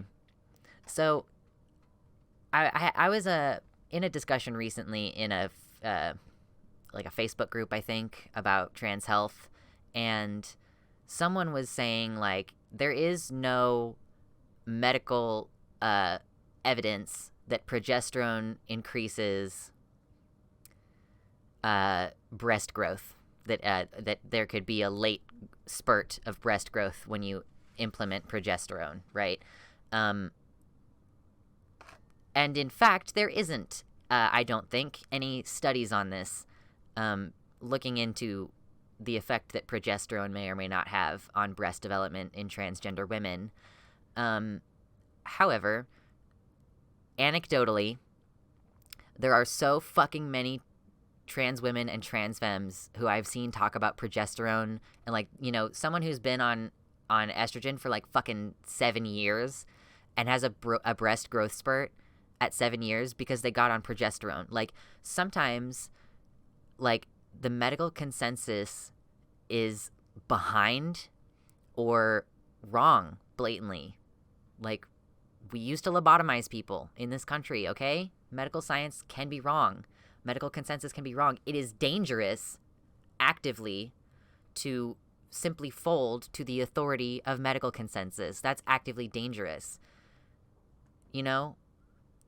What is it? Was it the Tuskegee experiment? You know, like, I don't know. There's, like, a lot of fucked up shit that has happened. It's not good to just blindly say medical consensus is what we should bow to. It's ridiculous to claim otherwise. The endos here are totally unwilling to even consider progesterone or conversations around its authority or nothing. Exactly. Yet that, like, so, but people don't give a shit about studying the effects of progesterone on breast development in transgender women. Like, you have to,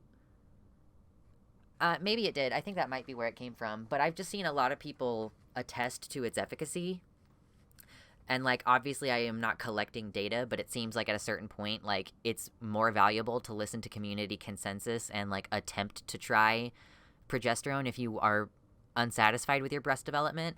And like, see how it goes. If you can. Obviously, like, you will face medical gatekeeping at various times, so I'm not criticizing anyone for, you know, that. But if you've only followed medical consensus, like, you would have to get a breast augmentation, you know? Like, you would just not have access to that information. And, like, if you are treating the lack of medical information about it as proof that it doesn't work, then, you know, Jesus fucking Christ. I mean, have you looked at medical consensus on fat people versus what the science actually says? Yeah, exactly. Jesus fucking Christ. All right, let's go back to this. I'm taking forever doing this. This video and the recent drama, she actually defended the idea it's completely fine to have sex in front of kids. I will reiterate the radical perspective. Sex is not harmful for children to see. The positive claim that children are being hurt by such things has not been evidenced. Before we go any further, okay, I don't know if hold on, let me see if she addresses that real quick. This is a content warning about discussions of sexual assault, harassment, and suicide. If you want to skip this part of the discussion, you can use the timestamps in the description to skip ahead. You may also find it relevant that this person has been accused. Okay, so hold on. Let's play the part of the video where Chariot points out that there has not been evidenced the claim that sex is harmful for children to be around or to see. Because Riley's argument would say, like, it doesn't matter whether they see it, if they're around it, that's harmful. Because of the categorical right to consent or whatever the fuck. I can address that in a second if anybody wants me to. But she plays the part of the video where multiple people have pointed this out. Like, Doe pointed this out during its discussion with Riley. Like, she does not provide evidence for her claims. She just says there's a categorical right to consent that you've violated. There is a harm. She just states that things are harmful. And this is something, okay, I don't really brook this very easily. I don't really brook this very well when like in discussions such as like whether it's valid to identify as a bi-lesbian, for example, like all of these people claiming that it's harmful to lesbians without demonstrating the harm, I straight up started blocking people from the comments section for doing that, you know? Like, you can't just claim that there's a harm and not demonstrate it and use that as a way of policing other people's behavior. That's super fucked up and just completely wildly unacceptable to me. But yeah, so she lets this part play where Chariot points out that she doesn't evidence her claims, and then she moves on to attacking Chariot without evidencing her claims. I'm sorry. That's really fucked up. I didn't put it in that specific words before. But so instead of in any way addressing the merits of her claims, she just shifts to attacking her. And we'll watch that part now. Of sex in front of kids. I will reiterate the radical perspective. Sex is not harmful for children to see. The positive claim that children are being hurt by such things has not been evidenced. Before we go any further, this is a content warning about discussions of sexual assault, harassment, and suicide. If you want to skip this part of the discussion, you can use the timestamps in the description to skip ahead. You may also find it relevant that this person has been accused of sexual assault by several prior partners, has broken into a prior partner's home, and has also publicly admitted to sexual assault. So, let me ask you, do you trust this person to be an authority on consent? Would you trust her to have sex in front of your kids? Okay, that is some of the most fucking hilariously ridiculous scaremongering I've ever heard. Like, did you just earnestly put in your video a question like, would you trust this person to have sex in front of your kids? Like, do you have any idea how ridiculous that sounds? I mean, you clearly can't have any idea how ridiculous that sounds. I'm moving into the territory where I'm being mean now. I've realized, am I peaking a little bit? Probably. I've moved into territory where I'm prepared to be mean, because here's the situation, okay? These are coming off because I need to be able to think, and that's squishing my brain too much. I have been friends with Cherry. At least acquaintances. I think we both consider each other friends, even though we are not super regular with our contact with each other. I was friends.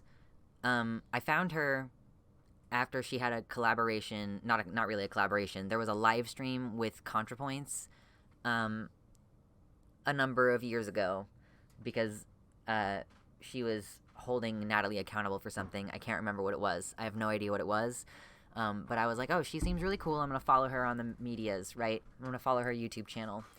And so I was present when all of this unfolded about, like, Cherry's exes. And what I witnessed was someone was accused of sexual assault, okay? And the response that person had to that was to publicly say, oh, fuck, that sounds horribly out of character for me. I am so sorry that I did that. I'm going to start therapy immediately because that's so fucked up. And I'm like, I can't believe I did that. I'm going to get this problem solved. I'm going to quit drinking alcohol because that was part of it, supposedly, was that, like, alcohol had been mixed with some other substance and created a dangerous mixture. And it was like, whatever. Like, that was what I remember about the context of it. And so what I witnessed happen was this person was accused of something and immediately was like, holy shit, that's the worst fucking thing. I can't believe I did that. I need to fix this about myself. Like, and then proceeded to do that, proceeded to follow through, proceeded to go to therapy and go to AA, and, like, came out on the other side of that as, like, I recognize that I don't think that, like, that was in character for me. And, like, I think, wasn't there some weird shit where there were, like, conflicting stories about what happened anyway? And, like, so, like, I don't know. I thought that, like, what else do you want from a person who is accused? What else do you want? Like, at what point have they done enough work on themselves to merit you shutting the fuck up about it? If nothing else, just shutting the fuck up about it. You don't personally have to think that it's safe to affiliate, whatever, but, like, persistently going after someone who immediately took responsibility, like, maybe not immediately, maybe there was a short period of time where there was confusion and, like, maybe an initial denial when you're accused of something that seems wildly out of character for you, but ultimately happened, is that there was a very dedicated, I need to fix this, whatever is wrong about me that made this happen, I need to fix it. And I respect that immensely, and I don't know what else you could possibly want. So it's been 3 years now, like almost 3 years. This tweet is dated from 2019. Like, at a certain point, you have to acknowledge that people have done everything they reasonably can to fix something. And, like, I, at this time, am, like, not entirely sure if I believe the accusation. And, like, I also have this kind of more recent perspective where, like, I don't think I'm blowing your spot up at all, Chariot, by saying, like, you've been diagnosed with BPD, I've been diagnosed with BPD. It's really not uncommon for people with BPD to be accused of being abusive, like, weaponize the concept of a BPD person being abusive, even though they're not. So I'm increasingly skeptical of that now. That's like a new thing within the past year for me. I'm not saying that that was part of my breakdown of how I thought about this when anything happened at the time. That's just my opinion now. So yeah, this is just really unacceptable to me. Like, Riley, you don't know anything about this person. You don't know anything about what happened. You don't know anything about what accountability was taken afterwards. Like, this is wildly fucking unacceptable.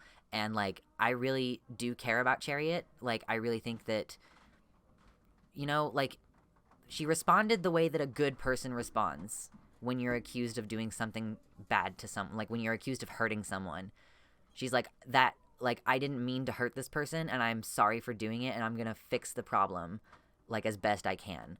I'm going to start, at least, on this process. So I'm apparently very upset about it, like, enough to take a significant chunk of time talking about it when I've already spent a shit ton of time talking about this. It's just really shitty. It's really shitty. Put the headphones back on. We'll keep watching this segment.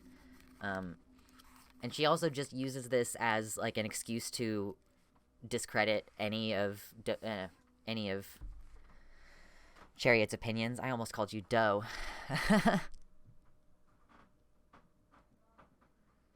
Good night, Max. Have a good night. Take care.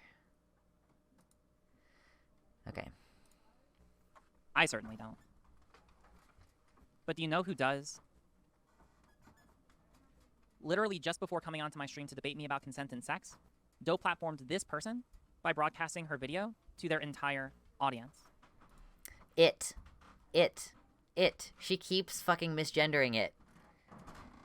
She's like, oh, we'll have the conversation about gender, like, which apparently includes invalidating someone's pronouns repeatedly. Jesus fucking Christ. That part really irritates me too. Oh, by the way, like, I am trying out its pronouns. I don't know why. It seems appealing to me, but it does. So if you're curious to try it, you know, if you want to get practice grammatically, you're welcome to try it. I'm not going to be upset if you still use they, them pronouns.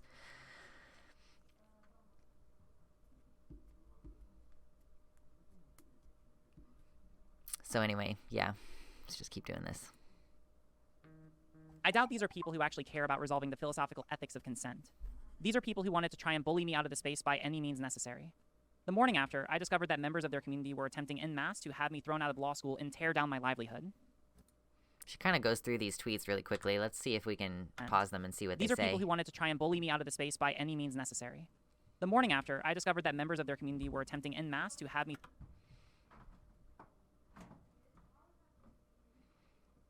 Still treating Gammy as, like, a good person to follow. Goddamn.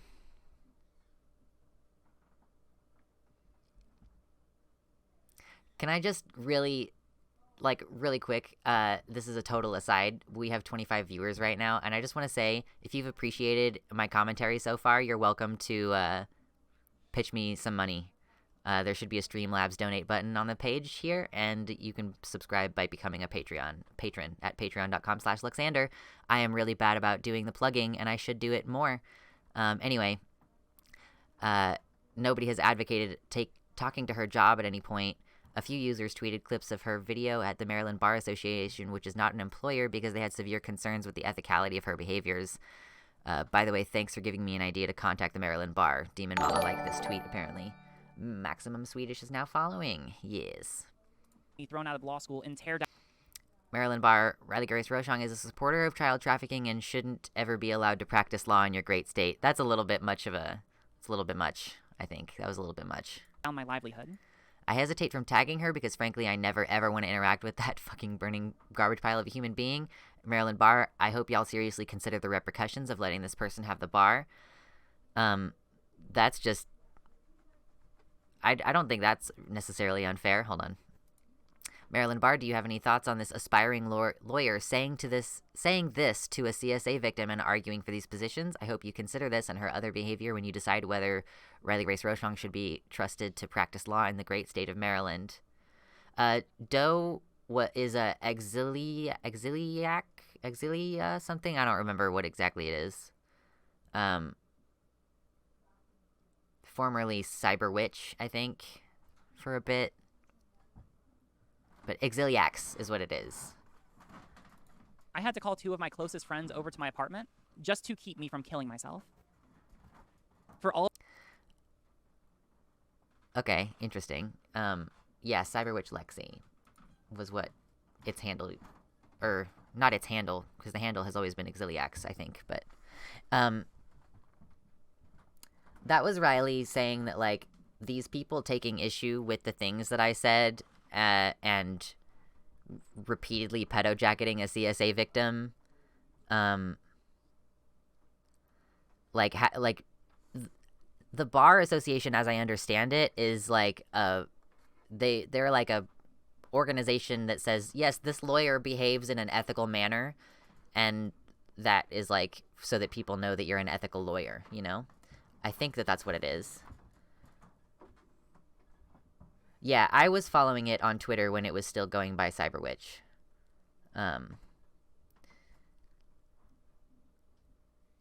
Very funny to wax about the dangers of suicide and pylons right after promoting the call-out I attempted to kill myself over and was actually hospitalized for. Yeah, didn't that happen to Doe also? Didn't that happen to both of you? I don't know. Maybe Doe's was about Destiny or something else. Not Riley. I can't remember if that had to do with Riley. So she's like, oh... you know, poor me, people were upset with the things that I said, and the way that I characterized someone for months and months, and then people were raising ethical concerns about my behavior to an ethical board to allow them to have a fully, like, rounded opinion of my behavior and determine holistically whether I am okay to practice law. She wants to be a politician anyway. She shouldn't need to have the support of the bar. Yeah. I'm sure that they were on the same side on a lot of things that I would disagree with, you know? All that these people... Hold on. We're gonna go back here. Talk about the harms of online harassment. Oh, and they now... have absolutely no problem with driving people to suicide if it happens to be someone they don't like.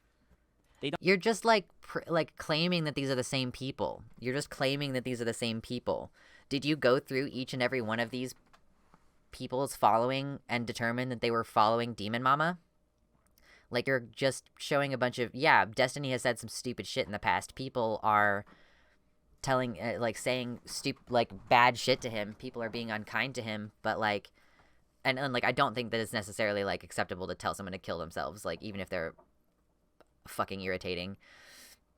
But you're just, like, stating that these are the same groups of people, and I have not seen sufficient evidence to connect these two groups and to determine that their behavior is hypocritical. You're just stating that they're the same people and that they're therefore hypocritical, but you haven't demonstrated that actually. In fact, you've, like, to be fair, like, you're blocking out this information for the sake of technically protecting them, even though all of the tweets can be found by searching the quote. Yeah, I don't know. Still just pretty fucking annoying. Don't care about being consistent. They don't care about the truth. They just care about bullying out people who don't affirm exactly what they want to hear. And they will do that by any means necessary. What happened to pedo-jacketing bad? Like, honestly, what? I was accused of pedo-jacketing for saying that Doe was either intentionally or unintentionally enabling pedophilic behavior. Yeah. So I do have something I want to say about that also, which is that you know, what happened was that Riley said, you know, Doe is either intentionally or unintentionally making an argument that a pedophile would make. TLDR, right? That's not a direct quote.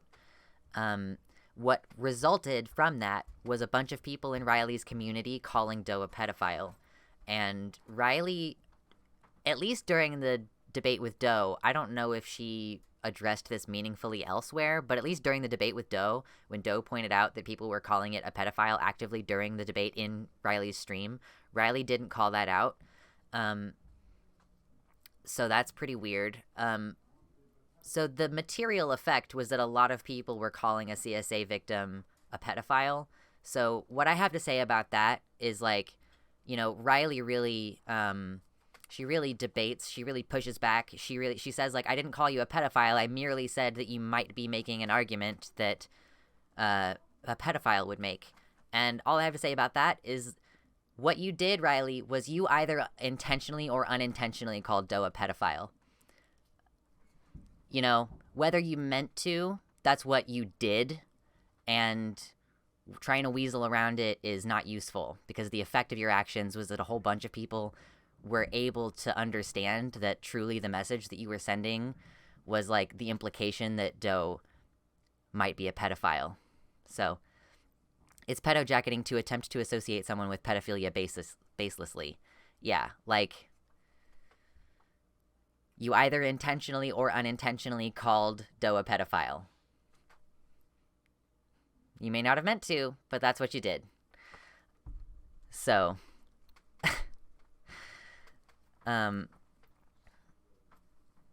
yeah, let's just keep going. What happened to that? I thought that was the big problem. But apparently not. Now it's okay, apparently. It's unbelievable to me. It's fucking unbelievable to me that people, literally a couple of months ago, were crying about people. By the way, you all are welcome to clip things, too. I'm not really sure how Twitch works, but I think that moment was really cute. I felt really good when I came up with that phrasing. Jacketing, and now they're acting like, oh no, it's fine now. It's fucking unreal. Hello again, Second Take RGR here. So for the people who are here for me to talk about the drama I've been involved in, you may be upset that I didn't get into the particular merits of the discussions I've had. But for those of you who are watching that already hate me, it's clear that there's nothing I could say to make you stop. And for those of you who don't hate me, how would I justify myself to these people? Clearly they don't care about what's true, since they will blatantly... She's just saying, like, because people hate me over this discourse, I don't have to justify myself even to people who are, like, hoping that I have a good explanation for my behavior. Like, I gotta say, like, even in this moment, like, I don't hate RGR. I just think that she's really, like, pretty hypocritical. I think that that's the main problem that I have. And that I think that it was really fucking unkind with the way that she characterizes Demon Mama and Doe, and, like, anyone else who disagrees with her. Like, here's hoping that I don't end up in the crossfires. Like, I don't know, maybe it would be fun. Maybe it would be fun. It could be fun. Lie about me to try and harm me no matter what I do. I will say that if I ever do happen to talk about the merits of those issues again with my platform, and that's a big if, they'll only be after I read a ton of moral philosophy on the subject. Yeah, that's what I'm saying. Like, that's what I was referring to earlier. She's like, I'm only going to talk about my position if I reinforce it with someone else's philosophical beliefs. I am, like, not even able to come up with my own moral philosophy about this. I have to rely on other people's. As a side note, I've actually been reading some essays on the subject in my spare time, because while I don't think that the people I'm criticizing care about the merits of these discussions, and while you may not always agree with me, I do actually care about what I say on my platform. I listen to a lot of the criticism about me behind the scenes, because if someone gives me the argument that addresses my concerns, then I do want to hear them. But you know as well as I do that the vast majority of the time on here, people are not looking to seriously consider ideas and perspectives contrary to their own. To be honest, I would talk about this with her. I don't know that I would make it anywhere. I don't know that I would get anywhere, but, like, this is what I mean when I say, like, I still have tried to restrain myself even in this stream where I've been kind of pissed off because, like, I have been kind to her and I have supported her in the past when other people have misunderstood her. Like, so I, a person who has endeavored to understand her in the past, currently does not agree with her.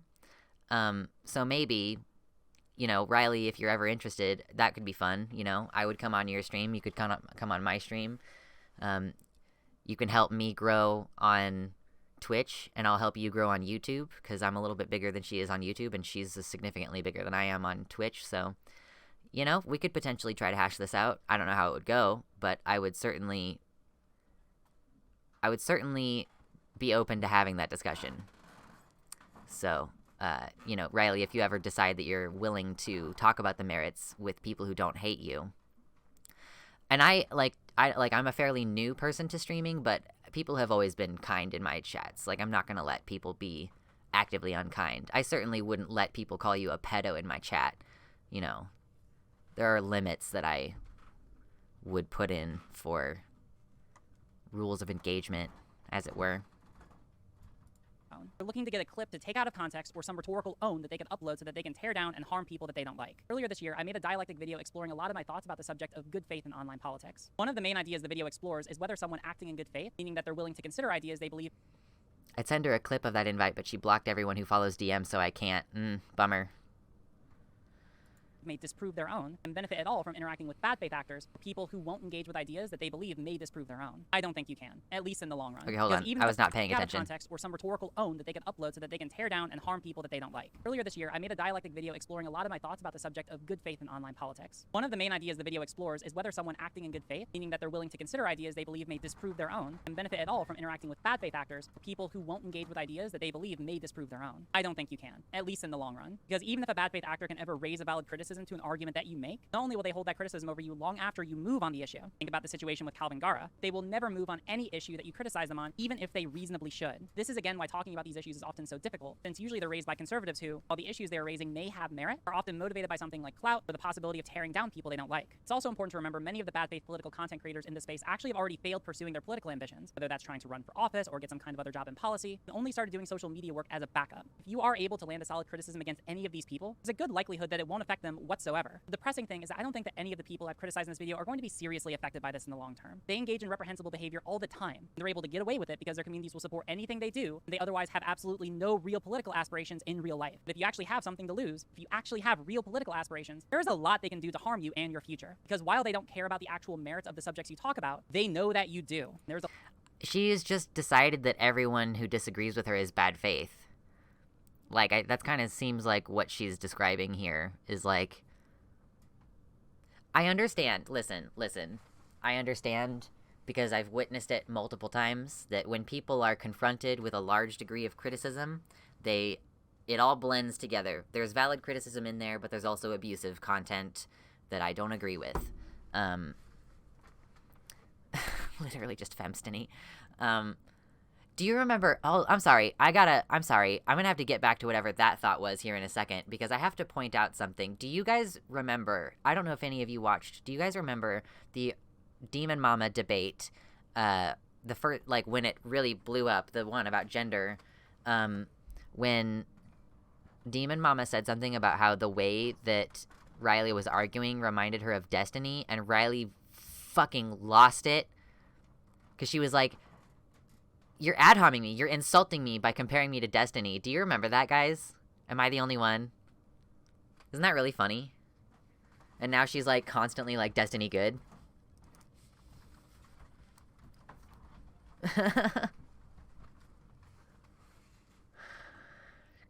God, I don't know what I was saying before. We'll get back to it. I have no idea what I was saying before. I got totally derailed.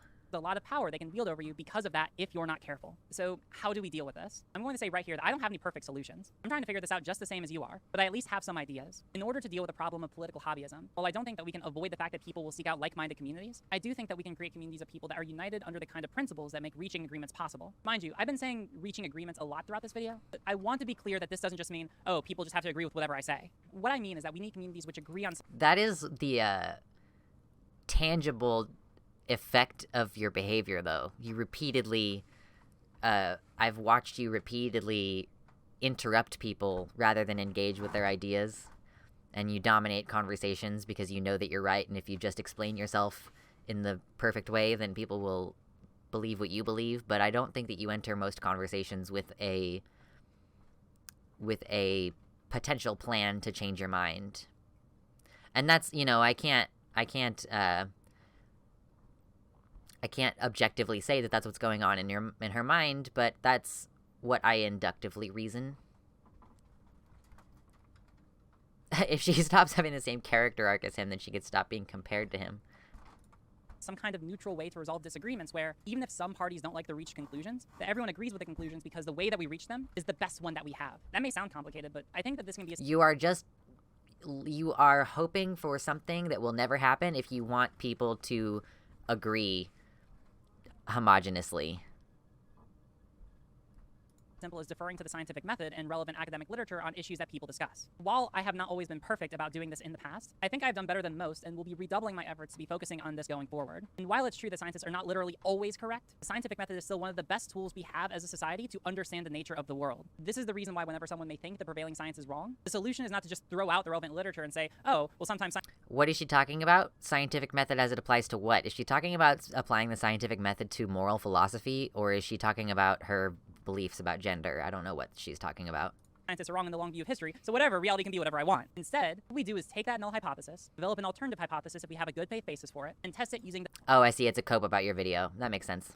the best evidence we have. That being said, in order to cultivate a community where this kind of dialogue is even possible, it is fundamentally necessary to normalize the value of toleration of... Hey, Scarjan, welcome in. Yeah, no, I mean, yeah, she's just, like, really dishonestly distilling what you said. different beliefs. Called the discussion earlier of the difference between liberalization and democratization. In order to even have forums where people civilly resolve disagreements, you have to have a community of people who want that kind of discussion to begin with. Again, the vast majority of people in this political hobbyist space don't want those kinds of discussions. What they want are debates where their favorite parasocial streamers can dunk on people they don't like, those who affirm their worldview. And I'll even admit that I've been guilty of feeding into this myself. I'm not going to sit here and act like I'm immune to this kind of mentality. Over this past year, as these different groups have harassed me. Well, dunking is fun. And you have to take a break sometimes from seriously engaging with ideas. Listen, one of the most freeing things about when I first became a fan of Vosh was that, like, it was just really gratifying to see someone, instead of treating a transphobe like their opinions had merit, just calling them a fucking idiot and moving on. And just telling them that their ideas are bad. And, like, ridiculing them. Like, there is a time and a place for... you know, going over each individual fucking stupid thing that someone says, but there is a time that comes when you just have to fucking make fun of them and, like, make light of it because it's a horrible world that we live in where people are just like that. Certainly have had many times where I've pushed back against them because I felt like I'm being attacked by an immeasurable amount of people. Recently, I went on a punished RGR arc on Twitter because even after leaving these people alone for half a year, he would still continue to antagonize me relentlessly. You and your fans continued to call Doe a pedo like that entire time, right? Did that ever stop? Did that ever stop? Broadly defined, paternalism is an action performed with the intent of promoting another's good, but occurring against the other's will or without the other's consent. Feels relevant to some parts. Yeah, I can see why you might have thought that. Leaving them alone didn't work, so I thought that pushing back against them might finally get them to stop. But as we all know, that didn't work either. While I can't change how I've interacted with the space in the past, I can reflect on what happened and make sure that I don't make the same mistakes again in the future. I talked earlier about the problems of polarization in the online right and in the online left. While I think that the online left is in a better spot overall compared with the online right, at least different parts of the online left talk to each other and acknowledge that they exist, I don't see the problems I've discussed going away anytime soon. One video about the reasons that people engage with politics online isn't going to make people grow out of this political hobbyist mindset. How this will probably happen is over time through creators who recognize the prevalence of these issues, carving out spaces that fundamentally value toleration of different perspectives and neutral methods for resolving disagreements. Then, hopefully one or more of these communities will grow as more people who share those values find them. This is similar to what happened when BreadTube grew in response to the skeptic community. People started recognizing the flaws with the skeptic community, a couple smaller content creators called attention to those flaws, and a new community grew in response to the older one. And for a while, BreadTube was actually pretty good. I remember a time when what it meant to be a BreadTuber was to make thoughtful and well-researched videos talking about contemporary social issues from underrepresented perspectives. There was even a time when I closely identified with the label of BreadTube when I first started. Unfortunately, the space is almost completely unrecognizable compared to what it was a couple years ago. Now it's a haven for chronically online leftists to make hundreds of videos talking about socialism and circle jerk about why they hate liberal content creators. Fortunately, I think that there are a lot of other people True. who recognize the problems I'm talking about and are looking for something new. Like I mentioned earlier, there are at least some creators in this space who have grown to prominence for calling out the same kinds of problems that I'm talking about here. But I also know that these same creators are constantly harassed by the same people who have harassed me and are constantly fighting to maintain their platforms in spite of that harassment. If you want to keep fighting with these... I wonder who she's talking about here. people and think that you can make meaningful progress in moving to space, then you go right on ahead. I just want to make sure that you remember that you're not pigeonholed into constantly fighting with these people if you don't want to. I'm going over to TikTok to try and popularize high-quality educational content exploring academic literature that can help people further good LGBT+ policy. I mentioned earlier that I'm going to be exploring politics is for power, and the video on its first chapter is already up over there if you want to go watch it. I'm also going to be advertising my Discord as a place for people Okay, I think that this part of the video is all pluggies. Is this all pluggies? who care about public policy to talk about complicated issues in a constructive way. Do I know if that's going to work? No, but we don't need people to have all of the perfect answers right now. What we need are people who recognize the same problems, who share fundamental values of tolerance and the pursuit of truth, and who try a variety of different solutions. Because even if a lot of them don't end up working, it's only a matter of time before one of them does. Because the 2022 elections are coming up, and unless we get our shit together quickly, we're looking at a rough future ahead. And that's it. You can find me in the links below. Cool. Cool. So we're done with that now. We're done with that part. Let's all take a breath, okay? Let's all take a breath. I'm here to say thank you to my patrons for 2022 in the January. And starting from the top, I'd like to thank Bean, Amanda B, R. Halverson, Athiet, Wellington Marcus, Sarah A, Michelle Winter, Frozen Summers, Mayor Treebeard, Aldo Espinoza Zuniga, Suzanne Maynard, Elizabeth Bartell, and Mr. Atheist.